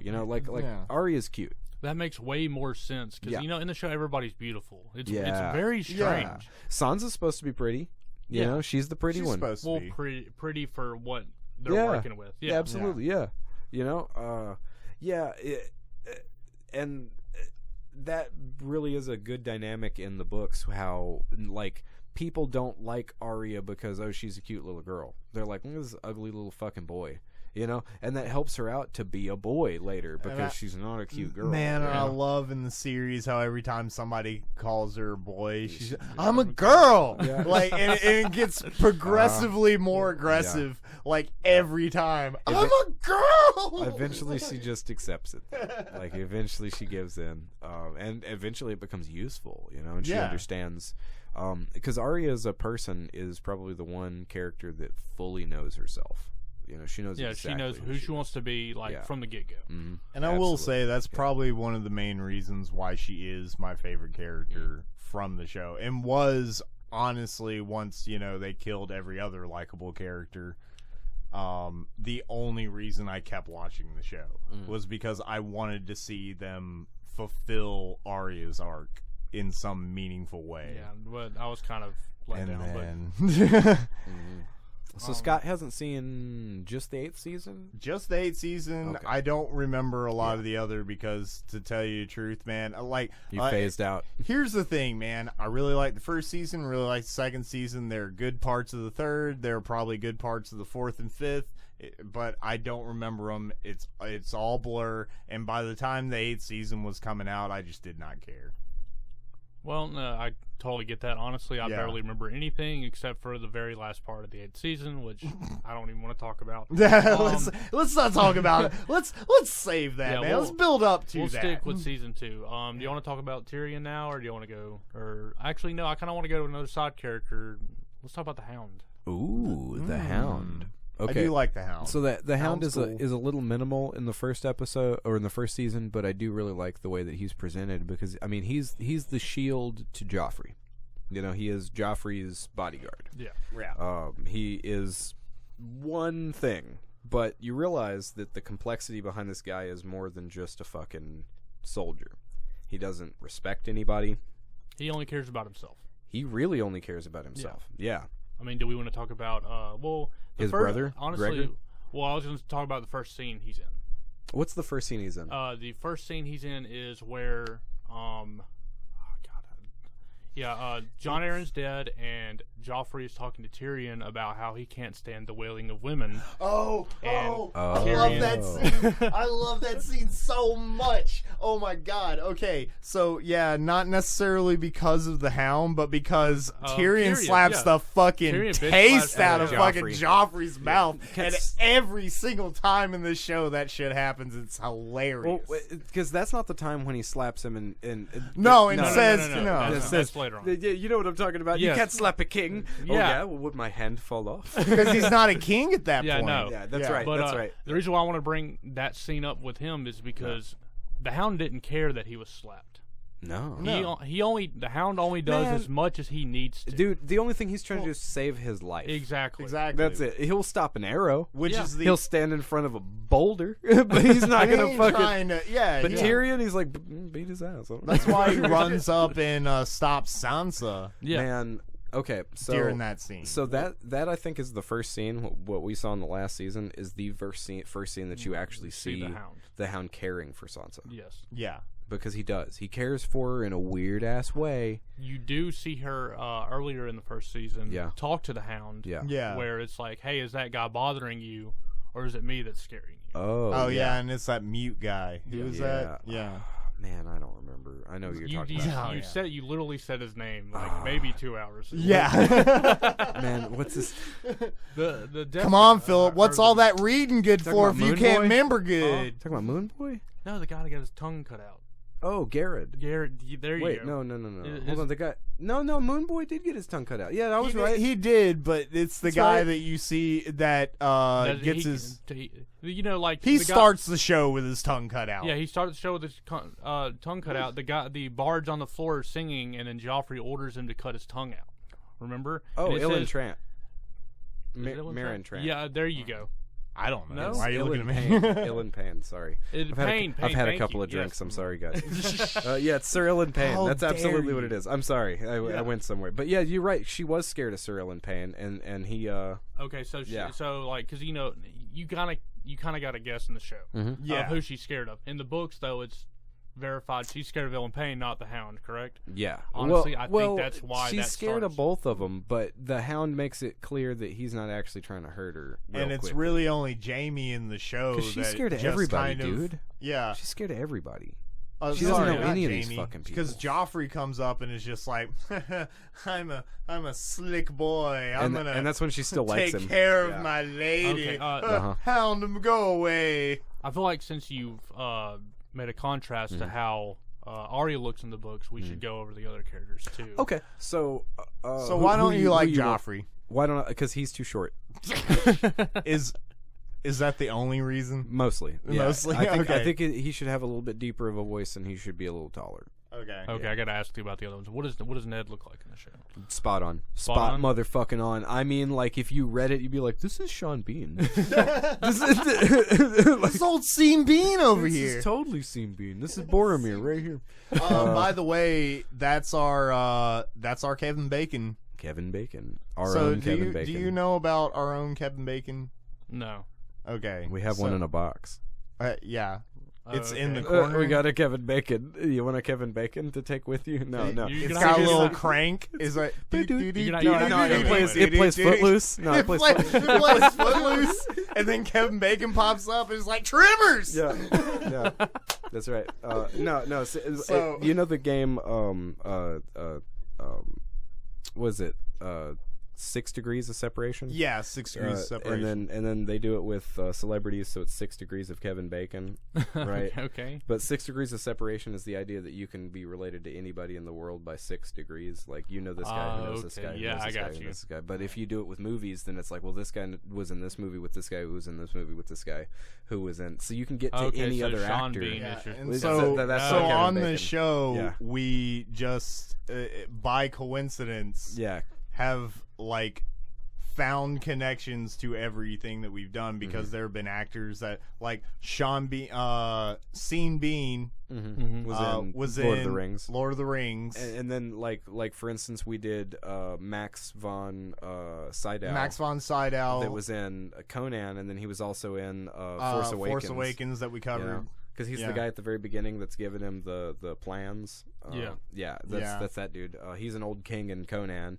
You know, so we keep doing this thing. So you know, that's our Sean Bean. And now that we've explained the joke, it's way funnier. It's very dead. I was kicking a dead horse over here, guys. You don't want a beer? Yeah. We went over Arya, correct? Yeah, Horseface. Right. Yeah. Let's do let's do Jon Snow actually. Jon Snow's pretty spot on. You know, he looks a lot like Ned. I think that Jon Snow is probably prettier in the show, but that seems to be the running gag, right? Is everybody's very pretty. Yeah. Everybody's beautiful. Except for Sean Bean. Like, seriously, he looks exactly like they describe him. Like, he's 100%. I mean, good on Sean Bean. I love Sean Bean. So. He actually grew that face for the book. He, okay. And what the best like actor to play that role? Oh, God, like not so just stoic, not and just because he's a damn good actor. It's his voice. His voice, and is it's so his good. voice. But not just that. But Sean Bean is contractually obligated to die. Is that what he's gonna die in everything. I've always wondered. I was like, is that part of his contract? It has to be, dude. Yeah, that's why it was so weird when I saw him in that show. I was just like, how is he the main character? There's no way. There's no way. Sean Bean doesn't live. And guess what? You ruined it for yourself. Yep. Boo. Okay. We did Jon Snow. We did Arya. Rob, yeah. Rob's pretty close. I mean, I think his hair is probably a little bit more red in reality than it's brown. You know what I mean? Like in reality. Big ass finger quotes, guys. In the books. Okay, let's. You can see how deep I am. Yeah. No, I feel like all the Tully children basically have more red in their hair. I mean, Sansa looks spot on. Okay, see, I was actually going to point that out for something because like Ned's looking for the connection between Robert Baratheon's son and Joffrey, and it's like apparently the hair gene runs very, very deep with men. Yeah. Oh yeah, absolutely. Yeah, and it's a big deal in this. Yeah, because the whole time it's just like, this Baratheon black of hair, this Baratheon black of hair, this Baratheon, Robert Baratheon black of hair, Joffrey hair of gold. Yep. Yeah. Yep. Gendry Baratheon, or he's Gendry's. What is he? What would he be if he's part of? Do they do his? What's his bastard name? Fuck. What's his bastard name? Well, all bastards are Snow in the book or in the show. No. Oh, what? It's based on their region in the book, isn't it? What? It's all bastards are Snow. Snow. In the Yeah, show? that's why Ramsay's Snow. Oh. Yeah. Well, Ramsay's part of the North, so okay. In the books, it's part of your region. So, for instance, if you were from Dorne and you were a bastard, you'd be like John Sand. I mean, I could be wrong. Yeah, Don't could kill be- me it in the could be. comments. But in the show, it is just basically. But they just don't cover it, I think. Basically, Yeah. Snow. Yeah. They don't talk about any other bastards. Yeah, I think that's what it is that they just don't cover it. Yeah, they just Yeah. don't cover it because that's a lot of what the show does, and It's not so much that they contradict; they don't cover it contradict a lot of it. the time. They just don't Talk about dwell it. on Yeah. it. Yeah. Huh. Wow. I wonder, is there another bastard that we can think of that isn't of the North that they directly Robert's bastards? Yeah, Gendry. but they don't they don't use say his surname. name. Yeah. What's Gendry's Yeah, last they name? don't. Because don't say Edric Storm is one of Robert Baratheon's other bastards that lives, or at least was born in Storm's End, like Yeah. that kind of area. And then he also has another bastard, something Stone, from the Dragonstone area. So he has like fucking 15 kids or something. I don't know if they all live. Well, he did the 9, Yeah. man. Yeah, he did. Yeah, he did. He did. But okay, so who else do we have as far as the looks? Robert Baratheon's perfect. Robert Baratheon not only is perfect in the way he looks, but also in the way he acts. I feel like this would. Okay, well, I mean, if we want to stick to the Stark House first, let's go with Theon. Oh, okay. So, close enough. I mean, Theon. I mean, does he have a dick face? Yeah, he has a dick face in the books. Yes, they just Okay, I specifically need you say to, that he has a dick face. dick That's face. Yeah, I need you to elaborate on that more. What do you his mean by dick face? He has a dick face. That's what I mean. His face I looks mean, like he has a a dick. a cock penis and face. balls on his face. No, I can say that like as far as the way he looks, it's fine. I mean, he's always kind of described as a little bit more gangly. He's an archer, so he's that kind of guy. Okay, a little more, skinny. He's skinny, sinewy, that kind of thing. Lanky is the word I was lanky. looking That's a for. good one. Yeah, but he, Skeevy. yeah, but also it's more the facial expressions with him. It's spot on. Like, that's exactly the kind of stuff that they're always describing. How somebody looks over, especially Catelyn. Catelyn's in the middle of there's something serious, and they look over, and she looks over, and she's like, "Why does he have that smirk on his face?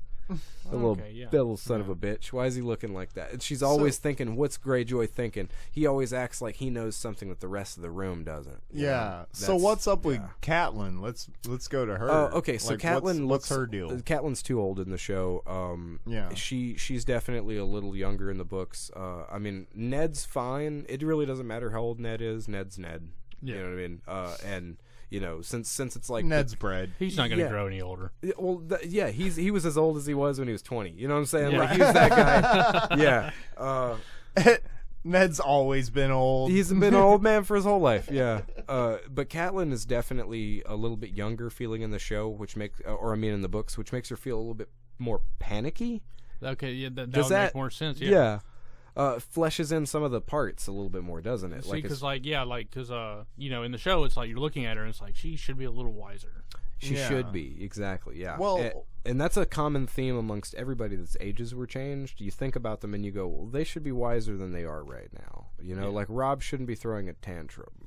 He's like fucking 18. Yeah, Yeah. he's already seen shit. Yeah. Yeah. Like things like that, But in the show, it just they had to do what they did because having some risky content with the people that are under 18 is just not going to work. Yeah. Exactly. Exactly. Okay, if we're going by houses, we can go to Lannisters And next. good on him. Oh yeah, so the Lannisters. We'll do Robert Baratheon first. Baratheon's perfect. Baratheon's so perfect, dude. I think not only is is it perfect as far as the way he looks, but his lines, they ripped him straight out of the book. He says exactly why they're so those good. things, you know. I think that, you know, the way they describe him is pretty much the same. He's a drunk fuck, but he's a lovable drunk fuck. Well, I wanted to get to him because, like, you know, everybody thinks, you know, he's a drunken idiot.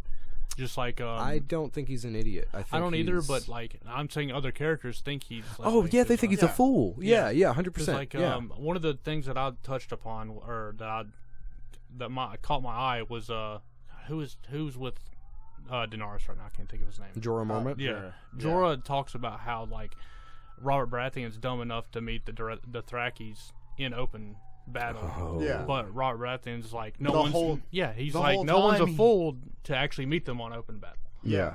Yeah. Well, he's trying to figure out like how to handle that situation, like how to kill Daenerys before she even gets over here. Well, so the poison in the wine is sent over by Cersei.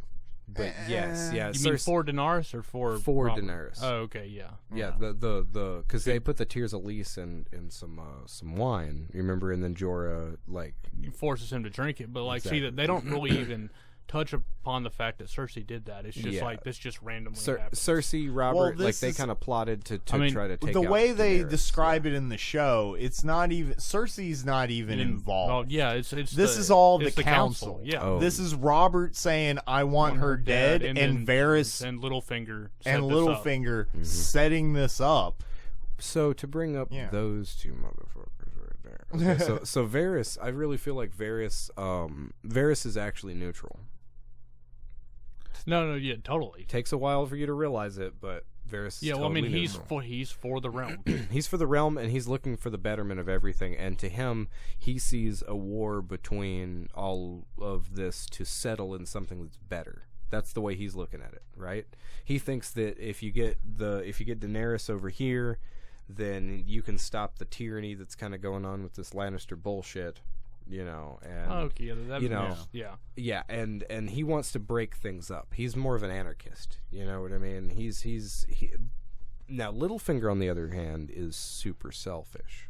Yeah, well, I mean, he's almost borderlining on narcissistic. Oh, yeah, I would absolutely say that. He's a narcissist. He's potentially sociopathic. Not even borderlining, man. He's right there. He's already in the state. Ooh, he's already in there. He manipulates everybody in a way that is not for the betterment of all, but only for the betterment of him. Yeah, right. Because that's what happened with both of those Tully girls. You know, because he knew them when they were young. Okay, so he got in their ear when they were young girls, and I'm pretty sure he fucked both of them.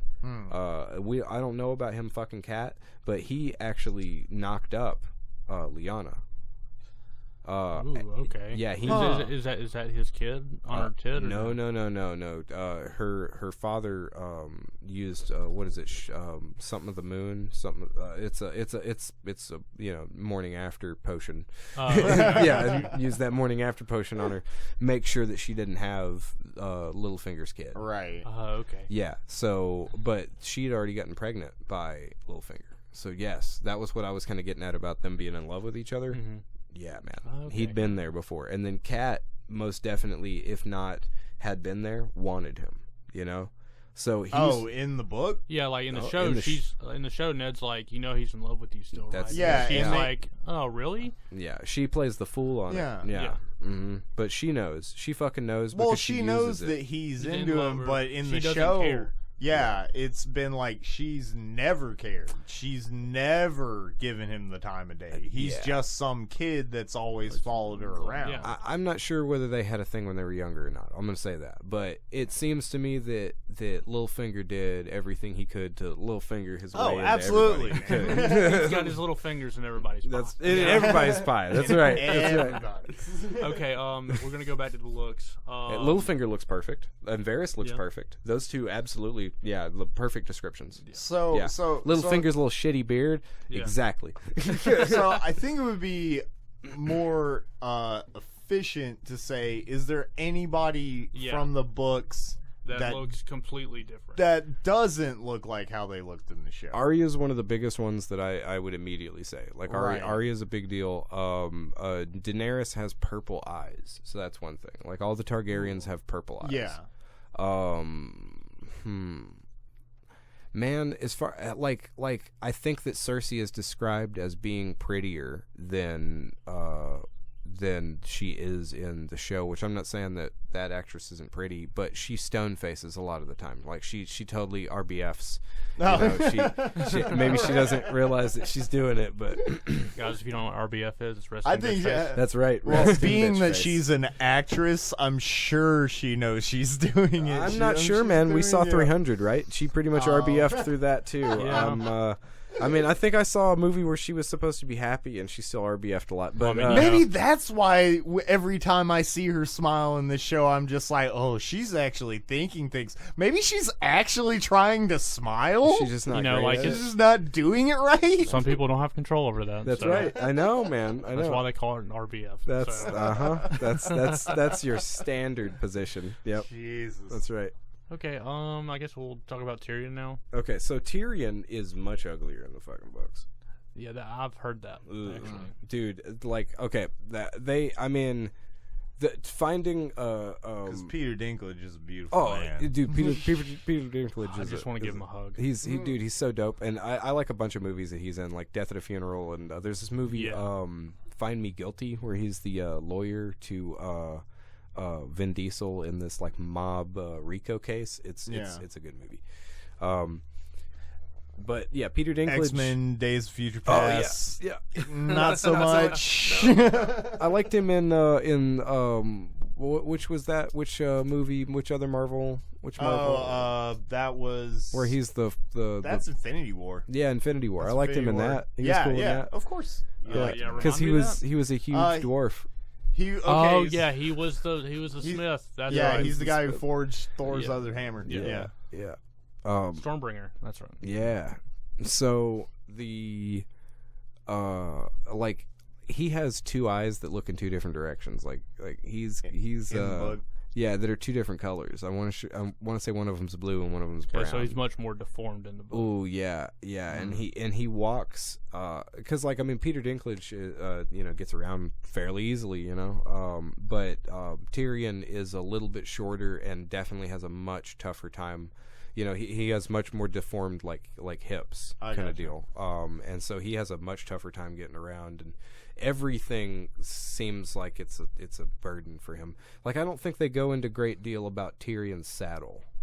No. Like I think they touched on it kind of when he brought that saddle schematics over for Bran. Absolutely, yeah. They touch on it because he needs the special saddle. Hey, look here, you're a cripple too. You can have a saddle. Here you go. They never say that.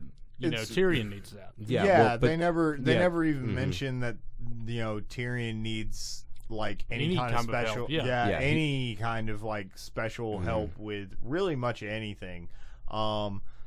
He has trouble getting upstairs. Like he has some hip issues to a point where he's like, ooh, he can't ride a horse any kind of normal. It's I mean I guess you'd call it a prosthetic saddle. Like it's kind of like that, because it attaches to him in a specific way. Right. But Tyrion is smaller and uglier and nastier in the books. He's pretty much just as quick-witted, but there are just some darker moments, that's all. Way more blunt. Yeah. So part of Tyrion's story that I really like, the whole on the way to the Vale. When he's with Cat, right? When he's with Cat. Yeah. They go into it a little bit more as far as his befriending of Bronn. Him winning him over. I got you. I mean, Cat's cool and all, but because there's a few times in the show, like right after the battle, when they get kind of ambushed, and Tyrion kills that dude with the shield. Oh yeah. Afterwards, Bronn comes up to him and it's just like, "You need a woman after a fight." Yeah. And Tyrion looks at Catelyn and it's just like, "I'm game if she is." I mean, so there's, like, obviously some form of camaraderie, Oh, yeah, but they just play into that a little bit more, and they kind of play into the fact that, when they go from Catelyn's perspective, it's very much what the hell are those two talking about? you know. Yeah. And then when it's from a Tyrion perspective, it's very much like a you know, you could use a man like me around, you know. Right. You know, yeah. how much are they paying you? You know, I have much more money than them. And he's buttering him up the whole time. And Bronn, being the guy that Bronn is, he didn't give a shit about what he's doing. As long as he's making money. Where's that cash? Yeah. well, it's funny you bring that up because there is a scene when right after they leave the Vale, where they're just kind of walking on the road before they meet the Stormcrows, or before they meet the Stormcrows, and Bronn says, "Well, what if I just take all of your your stuff and leave you here?" And he's like, "Well, I'll starve to death." Yeah, yeah. And it's like, but why did you stand up for me? Because you know, what do you want? You want gold? You want women? You want golden women? You'll have all of them as long as I'm alive, and no longer, kind of thing. You know, so like, I mean, they kind of establish like that relationship, but there's definitely it seems like some sort of friendship is forming. That's otherwise but money. Yeah, exactly. Yeah. They just kind of, you know, let that play out a little bit more, but it's the same general thing. And I just love Bronn so much. Oh man, Bronn's a good character. But Tyrion really sets up who he is with that whole bargaining scheme. He's like, look, okay, I know I'm not tall, I know I'm not strong, but I am smart, and I do have money, and I do come from a house. You know, so he always knows. Like, for instance, when he meets the Stormcrows for the first time, you know, like the Timid of Timid and fucking Shaga. They basically, I want to say it's Shaga that's talking to him, and he's like, it is. He's like, how do you want to die, half man? And he's like, in my bed, with a whore's cock on my mouth. With a whore's cock on my mouth. Yeah, with a whore's mouth around my cock. Oh man, that is what I said, isn't it? Damn. Horse cocker on my mouth. That's Don't worry, I'll edit it out. Yeah, do it. But with a whore's mouth around my cock. With a whore's mouth around. And a belly full of wine. Don't forget that. Belly full of wine. And a belly full of wine. Yeah, and he thinks he's funny, so he leaves him the fuck alone. Hell yeah. And because of that, you know, it really establishes what Tyrion pretty much does for the entire rest of the time. He uses the one thing that he has, his wit. You know, like they barely establish this, but when he's in the North, he spends a lot of time, like when he's at the Wall, he spends a lot of time reading books. Yeah. You know? They touched upon that in the show, too. They do. Yeah, because John asks him what he reading for. Yeah, exactly. What you reading for? What you reading for, boy? No, he says, why you read so many books? And he pretty much says, he's like, when you look at me, what do you see? And, of course, John's all like, is this a trick? Is this a trick? No, you see a dwarf. Like he's very aware of his blunt situation. And straightforward. Yeah. But he's just like, you know, my brother has his looks, I have my mind. That's right. You know, and just like I think in the books, he might say, brother has his looks, sister has her cunt. And I have my mind. I really think that's what he says. But yeah, because he loves digging into Cersei. Oh yeah. Man, yeah, Cersei fucking hates that little midget so much. I believe it. You know, and I believe it. They really don't. It's not like they sand over that in the show. They don't. I mean, like later in the show, it's like you think Cersei does love him as a brother, but it's like she hates him. No. You know why? It's the same thing. He killed her mom. Yeah. That's exactly it. That's the only thing he sees. Well, it's the same thing with Tywin. Well, it's also the other thing. Yeah, Tywin feels the same way. It's not Cersei that, is not Tywin that, too. It's not that they are. It is because they are. It's not because of who Tyrion is. Yeah, it's because of what he did. No. The reason they even give a fuck or even try to pretend like they give a fuck is because he's a Lannister. Yeah. Well, I mean, you know, the name is everything. Yeah, exactly. But I mean, like Cersei also has another reason. Remember that prophecy? Oh yeah. That's what I was talking about with Maggie the Frog. That's Maggie the Frog that gives her the prophecy. Oh, that gives the prophecy. Okay, yeah. We can go. Yeah. Okay. Yeah. So that's part of the. That's part of the. Because I don't remember, man. Okay. Yeah. The prophecy is that Cersei's going to I can't remember be exactly. overthrown by a queen. Yeah, she's going to be overthrown by her queen, but she's going to be killed by her brother. But strangled by her brother. Yeah. That's right. And she thinks it's going to be... She thinks it's Tyrion because, she's not fucking Tyrion. So. Yeah. Right. Yeah. Silly bitch. Fucking everybody else!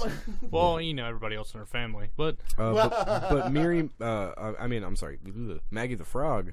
is an interesting character because, again, one of those characters that they just kind of, well, it's cool. She's a soothsayer. Okay, well, they're soothsayers. Yeah. Mm-hmm. Yeah. The reason she's called Maggie is because it's Magi. It's Magi, and that's her name's not Maggie. Her name is the Frog or Frog, because her actual name is something really long and unpronounceable. She's probably a descendant of the Children of the Forest. Okay. Yeah, so that's why she has a name that no one can pronounce, and she has gold eyes. Dropped that way early in the first season. Oh, yeah. Yeah. Real early. Yeah. Yeah. And we'll get into that when we get to that season. Uh-huh. Yeah. Which is like... way later. Yeah, way later. 5, 6? Yeah, it's way later before you even know what they are. Mm-hmm. Yeah.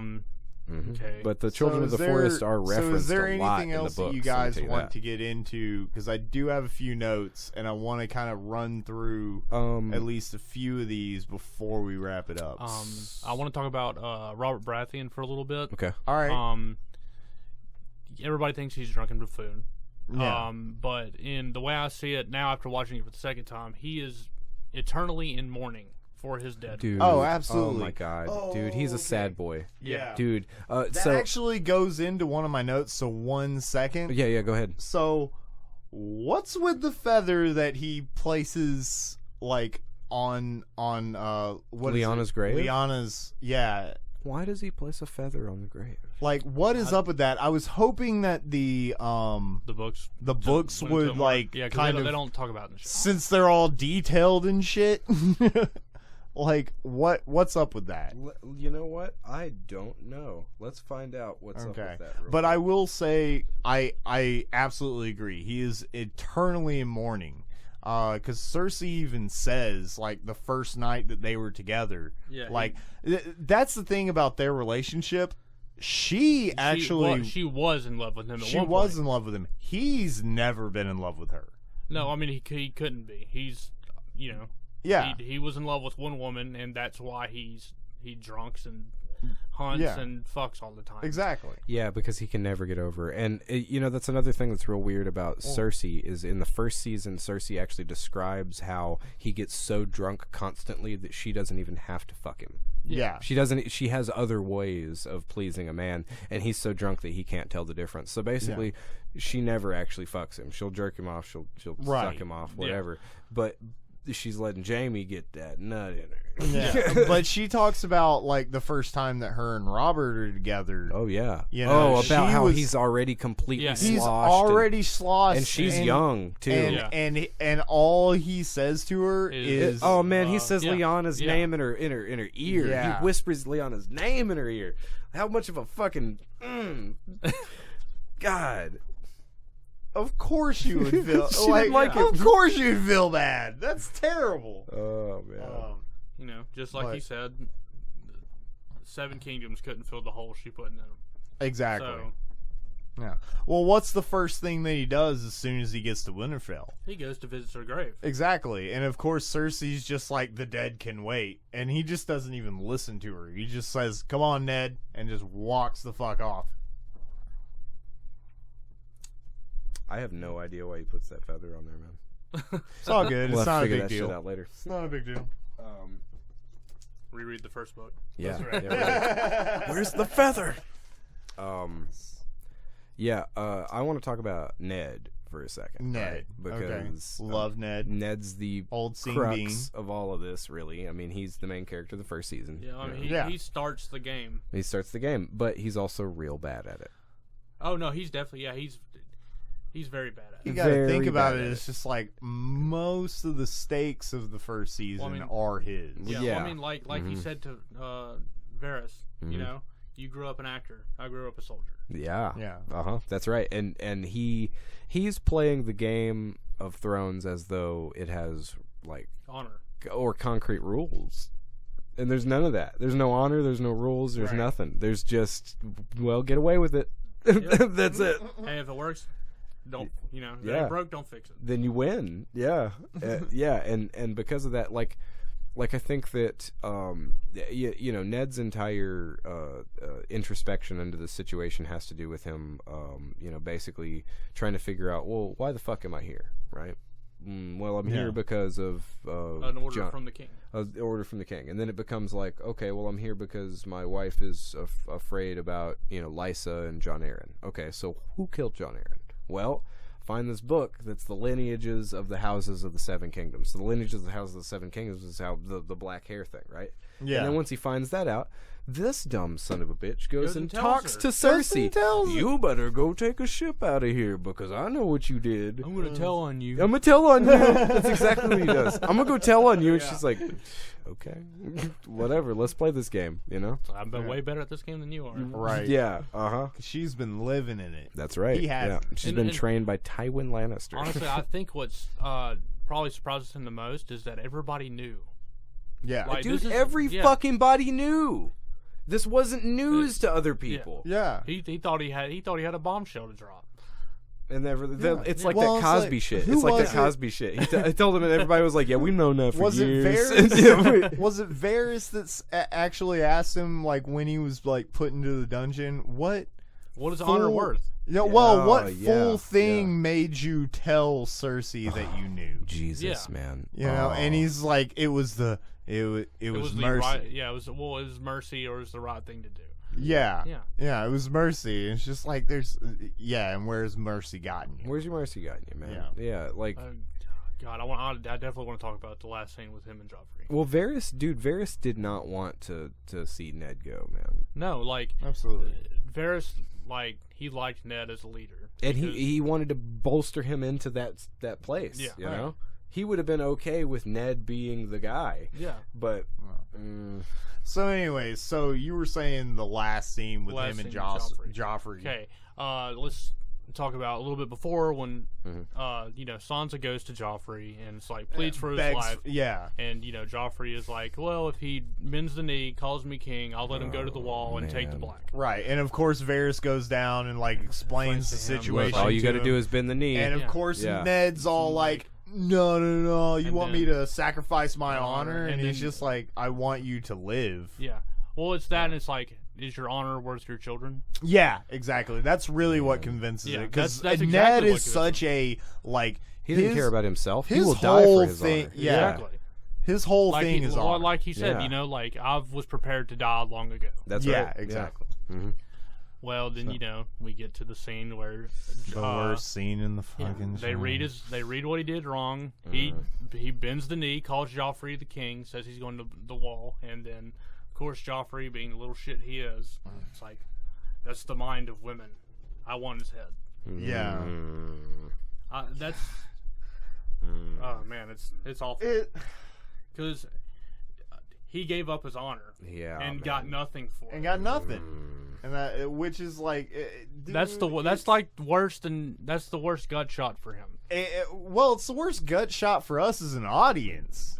Because think about it, we've spent this entire show rooting for this guy, and he has just done, like, he has reached his lowest point. He has completed his arc essentially, because the whole show he's just been like honor, and now he's doing something not for honor. He's doing something for his family, because he realizes that he's in this pit of snakes and he has to do something to help them. And as soon as he's there, it does not help him. It's a nest of what? Nest of adders. That's what he calls it. Yeah. The South is a nest of adders, because the whole reason that he gets pushed into this. So let's just go on ahead and get to the real point here that we've been talking about for a while here is it's all fucking Catelyn's fault. Like... I mean, I realize there are other things at play here, but... Right. Yeah, but Catelyn is the biggest catalyst. Jesus. I mean, okay, so let's go ahead and call out the first thing. She ramps up with paranoia because her crazy ass sister tells her some dumb shit in a letter, and she's like, "Ned, you need to be the hand." She's actually not okay with it being the hand. She's completely against it. She's completely against it. She doesn't want him to go anywhere near it. Yeah, in the book, is she for it? She wants him to figure out who murdered John Aaron. Right. Okay, right. see, they don't do that in the show. They don't deal with that. She wants him to stay there because the kid just got knocked out of a window. So, yeah. See, she's pushing him because she wants him to find out, like, what's going on with John Aaron. That's not on her mind at all. Yeah. She's totally just like, hey, don't go there. John Aaron just got knocked off. I don't want you to get knocked off as well. Like, that's her thing. Wow. Okay. Yeah. See, she's remember the last time that your father and your brother went to King's Landing? Yeah. Okay. They got burned alive, and they do talk about that. Yeah. They do talk about that. Yeah. But I really think that the whole reason that he goes is, number one, because Robert pressures him. Well, yeah, and he's like taking Well, I mean, like, for Ned, it's not the fact that Robert asked him; it's the fact that the king asked him. The king, exactly. He's doing his really duty. more. He's doing his duty. Yeah. But so part of it is that, but the other part of it is that Catelyn wants to find out about what's going on with Robert. In the show, Catelyn is completely against it. Oh, see, like her getting her getting a letter from her sister pushes him towards. She might actually be, from what I've heard you talk about, she might actually be especially in the first season, she may be the most different from the book. Wow, yeah. Because I feel like they soften Catelyn so much. Man, and a lot of things happen because she's emotional as fuck, but it's not like as blatant. As blatant. Well, she keeps her cool a lot better in the show. She keeps her cool a lot better. She's you're not in her head. More empathetic. You're not in her head. You're also not in her head. Yeah, but you're also not in the head of any other character.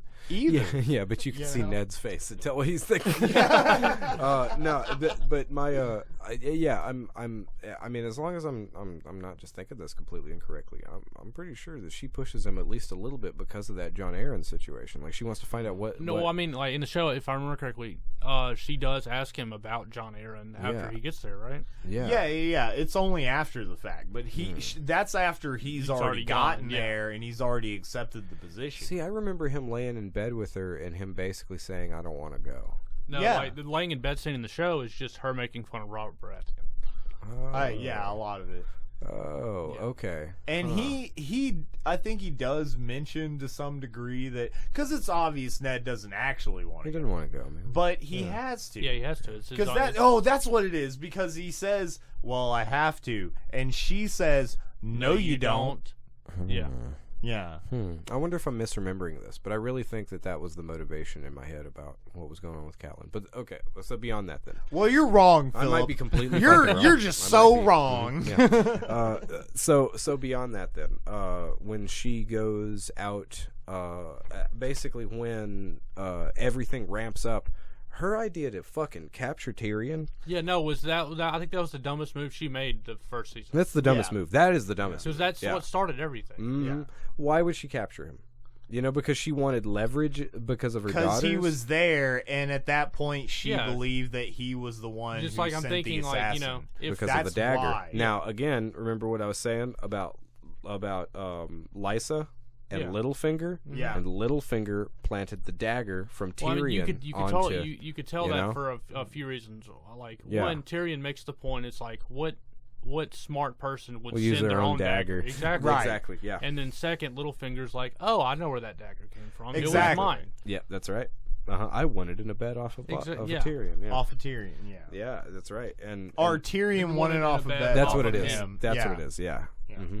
But yeah, it probably wasn't even Tyrion's dagger to begin with. Yeah, he just it wasn't. It was Littlefinger. He just like in the show. framed it that way so that he would lead her on in a certain direction, so that she would do and she ate that bait up. I really think that Littlefinger was potentially thinking that situation would get Tyrion killed, and that'd be one more clever Lannister that he has to he has to deal with.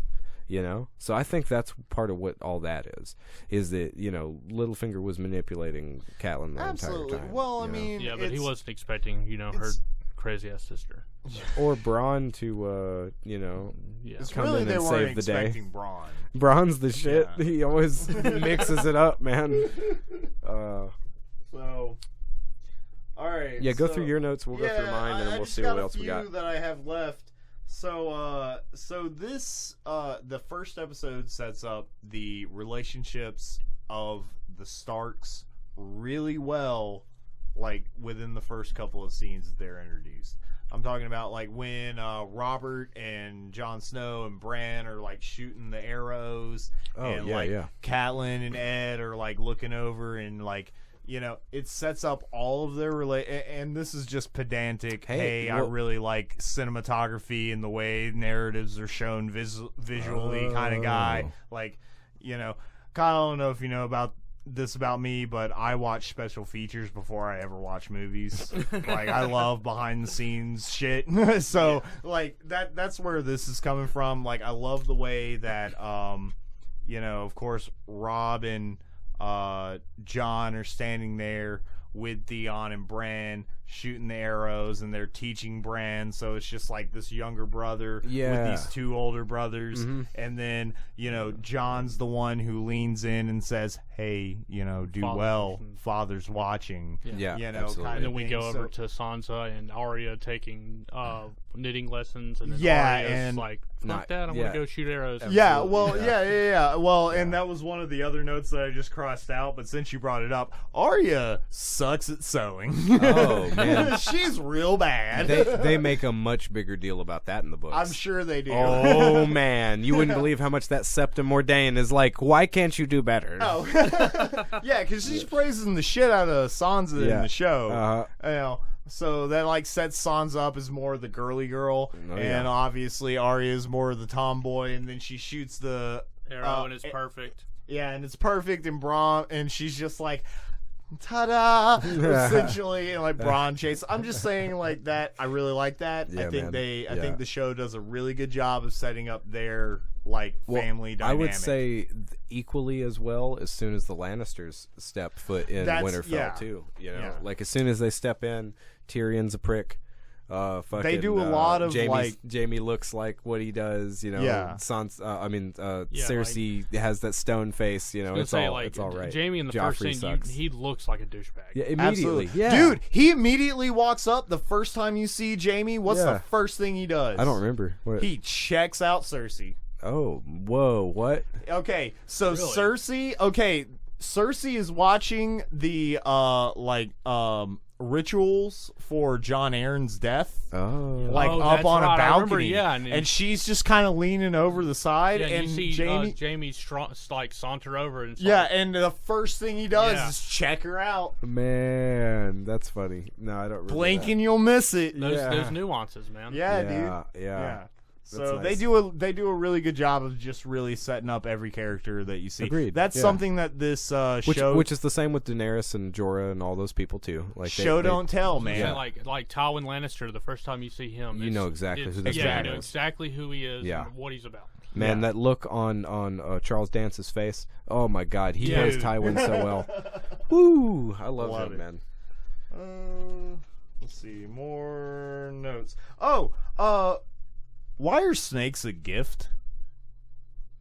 Do you know what I'm talking about? Yeah, like during Daenerys' wedding. The people give him and everything's symbolic. I wish I had that chapter pulled up so that I could read you guys what. So it is in the book. Everything means something. Yeah, like each of the kinds of weapons means something. Each of the realms. But that's symbology. That's like, you know, subtext or whatever. I'm talking about why in this world are snakes a gift? Because there's a scene during they give him a box of snakes. They give him a box of snakes, and it's like the first scene of like the Daenerys and Drogo's wedding. Yeah. He just pulls up a fucking box and he opens it up and he just pulls it up. It's just like, here's some snakes. You know what I found also weird about that scene is like the guy, like after they get the box of snakes and he like pulls it out and shows it to him, the guy like fucking like just zooms up there and takes it like, oh, I'm gonna go do shit. Yeah, I mean, I was like, oh man, Okay, I'm gonna fuck with these I'm gonna snakes. say a couple of things. So number one, those people are weird as far as like keeping animals. Well, yeah, I mean the so cultural there's that difference. thing. I guess that would. But Yeah. I wonder if it's a delicacy thing. Well, I mean, it might be a delicacy thing. But That sounds Don't they Maybe. use snake for leather? Oh, that makes sense too. Yeah, To- maybe yeah, it was just For to weapons? some fine maybe, snake skin. Maybe yeah. maybe Here's a bunch weapons of too. perfect condition snakes. Well, from, maybe like, there a are region. more reasons to have a snake than I That's ever right, thought yeah. of. Yeah, that's because right. I don't fuck with snakes. Well, I mean, Why don't you fuck with snakes, Scott? Fucks because Well, fuck yeah, snakes. another odd thing that I thought about and looked up is like, everybody's teeth in that show was so perfect. Oh I don't yeah, know if they definitely don't do that in the books. Okay, no. so I mean, like, 'cause they actually- talk about people's teeth being fucked up. And Oh, shit. okay, Yeah. really? Because Mhm. I looked up and it's like because like apparently people back then like their teeth were white, not yellow like some people's are today. Right. It's because they're not eating red meat as much. Really? Yeah. Like that's why like and salt and sugar and all that stuff that gets in your teeth it really fucks up the enamel. Wow. But like back then they didn't have all that, so their teeth were actually very white back then. Huh. Well, that's a cool thing. Interesting. Okay. Good to know. That might be real. Yeah. I mean I don't know what the hell Britain did back in the day, but no, well, just as you said white doesn't mean not crooked. You know what I mean? right. true. So, does Daenerys ever read those books that Jorah gives her? Yes. Yeah. She does. Yeah. Okay. Eventually. Well, there's that, and then I think those books come into play later with Stannis' kid. Okay. Oh, what's her name? Mira. Mira, yes. Yeah. All right. The So kid with the grayscale. I think I might be wrong about that. Don't quote me on that. Guys. She actually doesn't have grayscale later. Wait, because the books. Hold on a second. Let me think about that. Because think Jorah I'm- Mormont is the one that helps her cure her grayscale, right? No, Sam is. So yeah, Sam Yeah. is. That's right. Yeah. Because Jorah gets grayscale, and Yeah. Sam cures his. and Sam Yeah. cures his. So, yeah. so I have a note here that just says Sam. Oh, So Okay. we haven't touched on we Sam haven't at talked all. about Sam, have we? who is Tits? Samuel Tarly. That's is who is just, Tits. He's one of my favorite He's characters. just fucking tits, man. He's just the I love best. that character. Oh He my is so god. good. Like, I love how him and John's relationship from the beginning. I love it. Well, Yeah. like at the very beginning of the show, like, okay, so John shows up, nobody likes him because he's the prince, right? Yeah. Sam shows up, nobody likes him because Because he's the coward and can't do anything. exactly. Yeah. So the two of them have this like kind of Mutual companionship bond, right there, yeah. But then beyond that, like John's also the best one there, and Sam Sam's is the the worst. worst. Yeah. So Both extremes. yeah.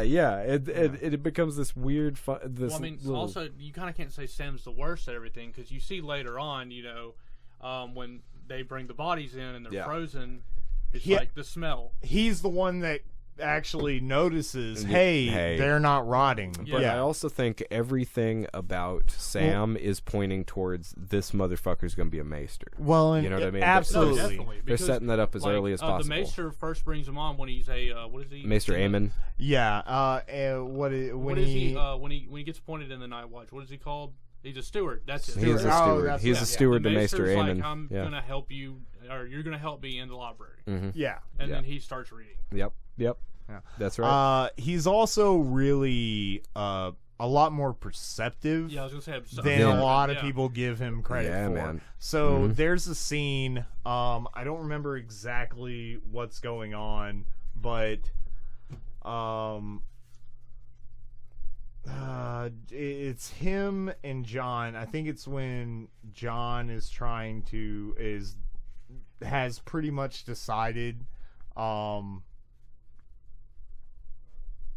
You're It's talking when about it's John when wanting to leave? no. It's when John finds out that he's going to be the right hand. the right hand to the Lord other guy, Commander. and he's all pissed off because he's yeah. just like, what? I just bring him his pajamas and serve him wine. So What old am I, man a Mormon? servant? Yeah. Yeah, Yeah. exactly. Sounds like And he's grooming you. he's grooming you. That's right. But here's the thing that he's trying to explain that to John, but there's another person there who's like, You're like, it's kind of not that giving bad. him Yeah. kind of giving John shit, and like at some point Yeah, it's because that Lord wanted to touch his dick. Yeah. So it's that dude, but he had told everybody previously that he stole a wheel of cheese for his sister. Yeah. So, I was gonna actually bring that up. Because, like it also seems a little bit kind of selfish on Sam's part because he wants to keep, John. He kind of wants to keep John to himself to some degree. Yeah, because he's his protector. Yeah, right. That's his big brother. But he's also protecting him in this scene. So here's what happens. So the kid that's kind of fucking with John actually admits that, yeah, I was singing a song to this Lord, and then he tried to touch my dick. What, am I going to tell a bunch of strangers I don't know that somebody tried to touch my dick? No, I told him he stole a wheel of cheese. And then Sam just looks at him and is just like, will you sing me a song, Pip? I'd like to hear a song. And the dude just storms off, and he immediately goes back to John, and he's like, look, he's grooming you. He was trying to get rid of that dude. Would you sing me a song? Yeah. It was like that. And he had that dumb look on his face. Yeah, wow, exactly. I didn't think about that, man. Yeah. He knows when to play dumb. He knows when to play dumb. Sam knows what he's doing. Yeah. Sam's on top of it. So, okay. So I just have written down here the old guy. What is his name? Picel? Are you talking about the Maester for the Night's Watch? No, Maester not for the Night's Watch is Maester Aemon. I'm talking about the 'cause he's the Maester Targaryen. for Lannisters. That's Pycelle. Yeah, for like the Red Landing? Keep. Yeah, for Westeros. Yeah. Okay, that dude. Did not like him for a good part of the season. Same here. He just seems like he's just set in his ways, and he seems, a little senile at times. Oh yeah, but obviously he's he's talk about. Yeah. It's like because I was the same way. I did not like that dude whatsoever until the scene where he's like kind of rambling to what's her name, Roz. Yeah. The prostitute. Yeah. Like he's just kind of rambling about kings, and she just kind of putting her clothes on, like they obviously just got done fucking, like, and she just sits down, she's just like, okay, I guess I'll listen to this old guy ramble, and like he's obviously playing it off, and then she leaves frustrated, and then he just starts stretching and like doing squats, and it's just like you see him put on his robe and go to the door, and right before he goes to the door you hear and then he just crouches over. Character. He's got to get in character. He is playing the crotchety old bastard. Yeah, well, I mean, that shows everybody in King's Landing is playing. Everybody's playing a part. Yeah, man. Well, and Varys even says that. Yeah. Like, everybody has a part to play. Yep. Yeah. So there was a point that I didn't actually finish talking about that I realized earlier when we were talking about the when Rhaegar Targaryen died on the Trident, right? By Robert Baratheon. So I was talking about the rubies, right? Yeah. Okay, so he had all these rubies all over his chest, and there's this interesting anecdote about how when Robert plunged his hammer into his chest and caved his shit in, rubies went everywhere, and it actually stopped the battle for a small amount of time where people were just picking up gemstones showers rather than fighting each other. They were all like, "Oh, fucking rubies!" Yeah. So, like, I always thought that was a really funny. It's like the Joker parade scene from Batman, only kind with of rubies. Yeah, absolutely. Yeah, let's distract them with something valuable. Yeah, It's money. It's man. Who do you trust? Oh man. Yeah. Okay. So I think that to touch on Robert Baratheon's whole like being a drunken bastard thing that you were talking about, and people not respecting him, he's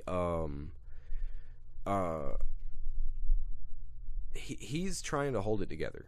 He's like the jovial father that doesn't want to piss anybody off.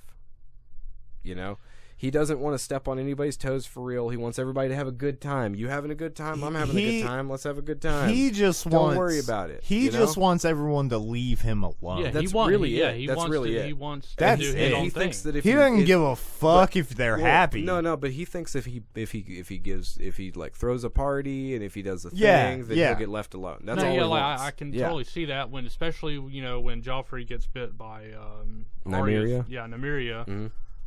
he's like, what is this? Children fight. It's over. It's done with. Yeah. Let's be done with it. He doesn't understand why it's a big deal. Yeah. Which, I mean, it really shouldn't be a big fucking deal. Yeah, but it's also a dire wolf, so they wanted to make it a big deal because it's a scary animal. That's another good Robert line when Joffrey's just like, well, she beat me with clubs. Oh yeah, and he's just like, a girl disarm you. Yeah, really. You let this little girl disarm you. Yeah, totally. Yeah, it sucks that that the baker's boy got killed because of the situation. The butcher's boy. Boy. Yeah, it sucks the butcher's boy got killed, got run down by the hound. Man, damn. Yeah, because he says something about the whole like a boy liked to run, sure didn't run fast enough. Yeah, like you ran him down. Yeah, he didn't run fast. Yeah. Yeah. Yeah. Yeah, and that's when Arya hated him. That's when Arya added him to the list. That's the list right there. Yeah. So, that's the beginnings of the list. But this whole situation with Nymeria biting Joffrey, the way that everything was reacted to. So in the show, were they drinking? Yes. Sansa and Joffrey were drinking. Yeah. Okay, yes. I thought they did that because too. Sansa brings up, it's like, father only lets us have one cup at festival. That's right. Yeah, and so they get princesses can drink as much as they want. Exactly. Or my princess can drink as much. Yeah, and so they're already a little tipsy. So his reaction to it is partly he's not he's lit. He's fucking lit. Yeah, but he's lit and a dick. What should have worried Ned and what should have clued him into the game that was being played there is the way that the adults reacted to that situation. Right. Because the adults reacted so poorly that, Cersei was pushing the agenda of her son. Absolutely. And Robert was trying to appease his family and trying to move things forward. And he didn't understand what the big deal about some fucking pets were. You know what I mean? And Ned saw the situation between his family and his house sigil versus the Lannisters. Yeah, versus the Lannisters. And he saw this fucking situation and he's going like, this is bad, but I have to obey my king. Absolutely. And all of it just that's kind of a microcosm of what's happening in the grand scheme of things. There, right. As far as this, like, it doesn't matter the justification of the situation. Cersei, the Lannisters, they're always going to push their agenda. Right. Always. Absolutely. Yeah. Mm-hmm. And the Starks tend to be more upfront. This is what I'm doing. Exactly. But that also reveals that the Tullys, Catelyn, and Sansa is really what I mean. Oh, okay, yeah. How she follows they Joffrey. They got bitch in their blood. Okay. And both of them do things that they're not thinking the way Starks do. Right. Robb is a pretty good medium point. Yeah. Jon is a Stark. John's a Stark. Arya is a Stark. Arya's a Stark. Straight on, this is the truth. This is what happened. Bran, after his accident and after the three-eyed raven thing, he's not a person anymore. He stops being anything. He goes into a whole different thing. And then I think that that doesn't develop. He's in sociopath. He's in sociopath mode, and it isn't until the Reeds that he finds who he is. Okay, yeah, I don't know anything about that. You know the Reeds, Jojen Reed and Mirren Reed, the two little the bog people. Oh, okay, the girl that goes with him all the time. Absolutely. Yeah. No. You're talking about the wildling. Yes. No, I'm talking about. You remember the two friends that take them beyond the wall? Take him to the three-eyed to the three-eyed raven. Yeah, those two. That's when Bran understands who he is. Okay, in the show, it isn't until then. In the show, he's still like catatonic. I don't care about anything. Right. Oh, he's catatonic, but he's learning. He's actually learning. Oh, this is me. Well, yeah, like he's catatonic, but in the show, he never has a personality. You're right, man. Yeah, he definitely has a lot going on, man. Yeah, which is why I didn't really like him later on in the show, because, no personality. Dude, I love him early on because he has so many of these thoughts where he's like, I wish I could be a normal boy. I wish I could go out and do this. Why am I stuck up here in this tower? And he really they kind of do that in this season. Yeah. But it's a constant battle. Yeah. Yeah, when he tells Robb he'd rather die. He'd rather die. Yeah, well, and when he's talking to the maester of Winterfell. Who's that dude? The old dude who's is that Mr. Lewin? It's Lewin. It's Lewin when he's talking to him about the map or the different families. Yeah. Who's Lannister, Lion. What's okay? That brings up a question. Okay, he points to Baratheon, and Baratheon's a stag. Yeah, but he said the stag has changed. Oh, because it has a crown on it okay, because he's king. Okay, that makes sense. Yeah, you remember me talking about the difference between Stannis' crown? Now Stannis added fire to his sigil because now he worships R'hllor. That's kind of what happens. Is the house will change a significant thing, and then they'll change the banner a little bit. Also, they don't give the Lannisters official motto this season, do they? No, not official. Which is Lannisters never forget. Is that it? Never always pay their debts. That's not the official because that's what Bran says first. That's what Bran says. He says that's a common saying. That's not their actual motto. Let's find out here. I want to know. I love the Tyrells, by the way, guys. I do too. Oh man, the Queen of Roses is like my favorite chick in the whole series. She's so dope. You know the queen, the old lady. Yeah. Boy. Yeah. Don't get me started on Marjorie. The Lannister words are "Hear me roar." Oh. He does say that in the scene. Does he? Yeah, he does. Does he say "Hear me roar"? Yes. That's kind of what? That's kind of guys. That's kind of.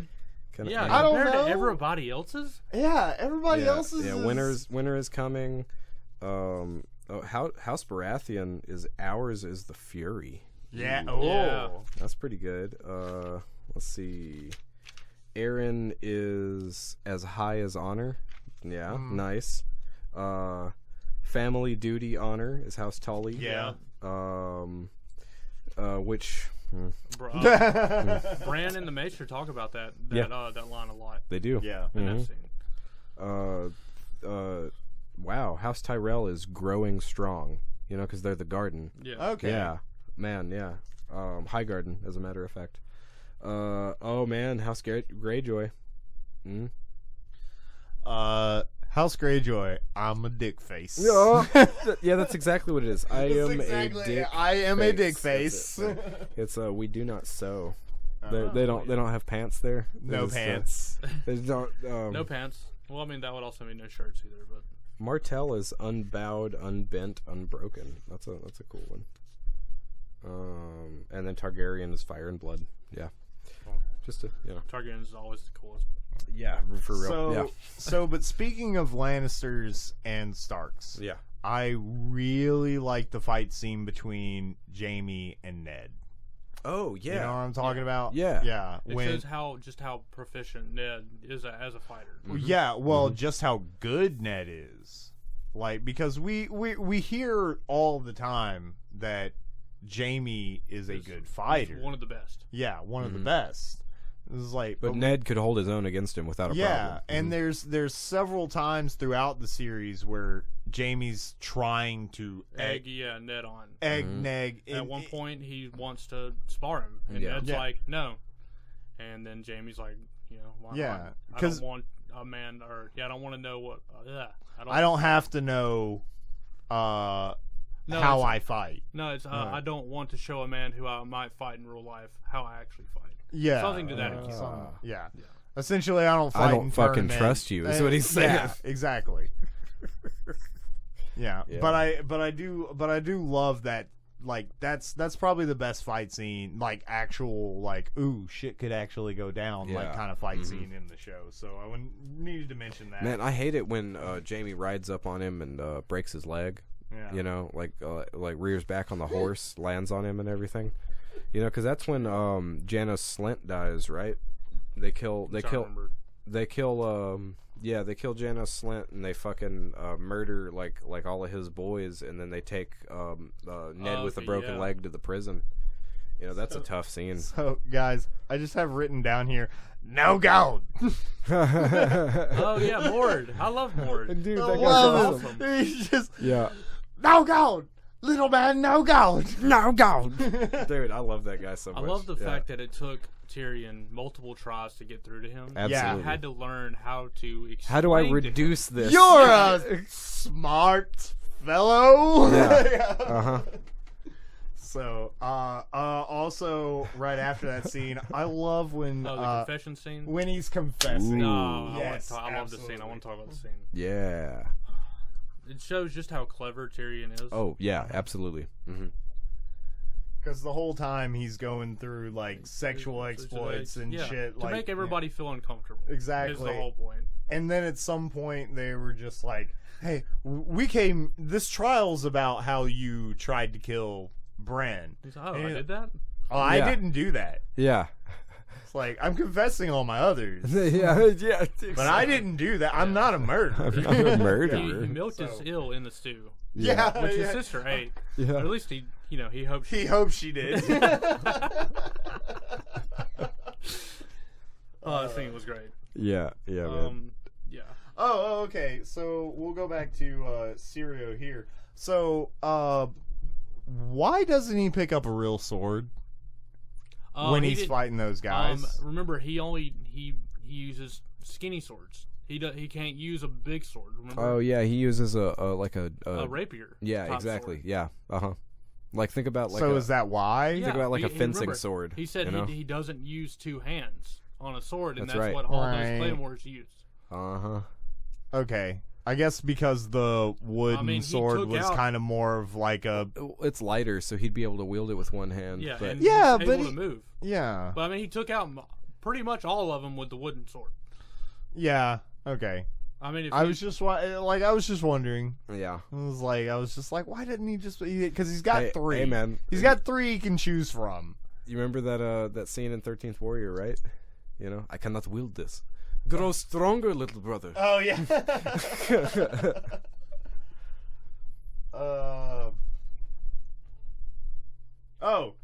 This dude just got his fingers bit off. Oh yeah, and he's just laughing about it. And he's just laughing about it. Like that actually happens a few times later in the series too. Where really? Someone loses something and they're like, "Fuck it." They're okay. It doesn't matter at all to him. I mean, I guess at that point it's kind of like the Yakuza. It's like, I lost a finger. Okay, well, I'm still gonna do what I need to do. Yep. Yeah. So, this is my last one, and this is something that you actually gave me the idea for. So, what do people think about Joffrey in the book? Oh, because in the show they just pretty much let him do whatever the fuck he wants. I'm trying to think. He's part of the Golden, the King's Guard. He's holding Sansa still, and you see him in the background. He hits her when he tells her to, because a king should not hit her wife. Yeah, and he looks stern-faced. He doesn't look like he's. Is that Janos Slint? Is that the guy that I was talking about? It might be. I don't know. But like he looks like he's completely fine with whatever the hell Joffrey's doing. He doesn't give a fuck. Yeah, that guy does not give a fuck at all. He's, if I remember correctly, later in the show, he's the pedophile, right? No. Is that same dude? I think so. Yeah. Oh, he's the one that likes little boys. Yeah. Okay. Yeah. But I feel like a lot of the other characters, though, they definitely despise. Like the main characters definitely despise him. But I've always even wondered, his family. I mean. Ooh, that's good too. Yeah, even his family. Cersei loves him, but I'm pretty sure she's like Cersei loves him. Tyrion will slap the taste out of that boy's mouth. Yeah, well, Cersei loves him, but I think in the books you understand a little bit better that she and they don't have her perspective at least that early, but you at least understand that she sees him as being a little psycho. She knows he's a fucking psycho, but she also sees him as a tool to get somewhere. She thinks that he will do whatever is necessary to conquer the realm, so she doesn't care that he's a psycho. But I mean, like, the way I see it, in the show is that he loves her as much as she loves him, so I feel like she could have reined him back. She could have. I completely agree. And she just doesn't let it go. Yeah, she completely let it go. Because I mean, like, there's Robert fucking talks to her about that a lot, where he's like, "Oh yeah, we got to do something about this." Yeah. Because I remember, like, there's certain points where, like, he's in the throne room and passing judgment, and she's looking at him like you can't. Yeah, you shouldn't do that. But, it's like, well, all right. I think that they play up a little bit more that she's a little afraid of him in the books, especially once he becomes king, because I think that she's even worried that he would execute his own mother. Well, and that's played up a lot more in later, in a lot later. That's right. Season, yeah. But right now, it feels like she could have been like, "Well, I'm about to whoop that ass." So. Yeah. Mm-hmm. Well, guys. So we've been going for a good little while. So final thoughts? Man, I feel like the separation between the books and the show really boils down to just details. Mostly, it's not really like main motivation, except for in some very specific situations. But the details are so much that matters about you actually understanding what's happening, because like I get the general plot line, but then when you think about, well, why'd they do that? It's all about motivation at that point. Exactly. Right. Why did they do that? Because there's so much complex motivation behind every one of these characters. It's hard to get the full description out with subtleties and hints and these kind of things, or without long exposition. Well, and I think that the show does a good enough job for the story, for the portion of the story that they're trying to tell. The main course of the story. Exactly. That's what they wanted. They get out the bulk very well. I think that D&D did a great job. D&D did a good job. They D&D advanced. This is probably obviously we're going to do more of these on a stark contrast. We're moving forward, but I really enjoyed rewatching this first season. Yeah, absolutely. It made me realize why I gave a fuck about this series at some point. It's gonna make me watch it over again. Yeah. Mm-hmm. So. Well, cool, guys. Thanks for coming to part 1 of A Stark Contrast. Join us next time we do this. Don't know when that's going to be, but hopefully it'll be soon. Check us out on Spotify and Anchor and YouTube. And hold on. Shut up, Phil. I didn't say anything. Philip loves this shit because I flounder every time. I'm like, what do we have? One of these days you'll write it down. One of these days I'll write it down. I was gonna say all those notes you have, you don't have the media platform. No. Well, check us out, guys. Yeah, exactly. Thank you for having me. Hopefully I'll be back. Oh, yeah. As many times as you like, man. You'll definitely be coming back for Berserk. Oh, I don't know when we're doing that, but we're doing that. Look forward, people. Look forward. Did we decide on what we're doing next week? No. We haven't? It's a mystery. I think we possibly suggested Batman Forever. Yeah, we might do Batman Forever just to fuck with me. Yeah. Mm-hmm. We'll talk about this later. We'll talk about it. What about Star Chaser? Oh, we might do Star Chaser, yeah. Have you seen this Star Chaser and the Legend of Orin? No. It's a movie that Alex and Levi grew up watching a bunch, and it's some animated film that they love the fuck out of. It's kind of cool. Oh, I do remember him. I do remember Alex talking about that, and then not shutting up. So about it's kind of like, it's kind of like Star Wars, but through the eyes of Jean Danu. Oh, weird. Or Mobius kind of. Yeah. Okay. Well, yeah. Or some heavy metal kind of Ralph perspective, Bakshi kind of thing. Wow. Well, maybe we should watch that together and see what's coming with that. Yeah. So, anyways, check us out. Blah, blah, blah, blah, blah. That's how we end podcasts. That's how we end podcasts. That's why we're making the big bucks. Exactly. Bye, guys. Bye. Bye.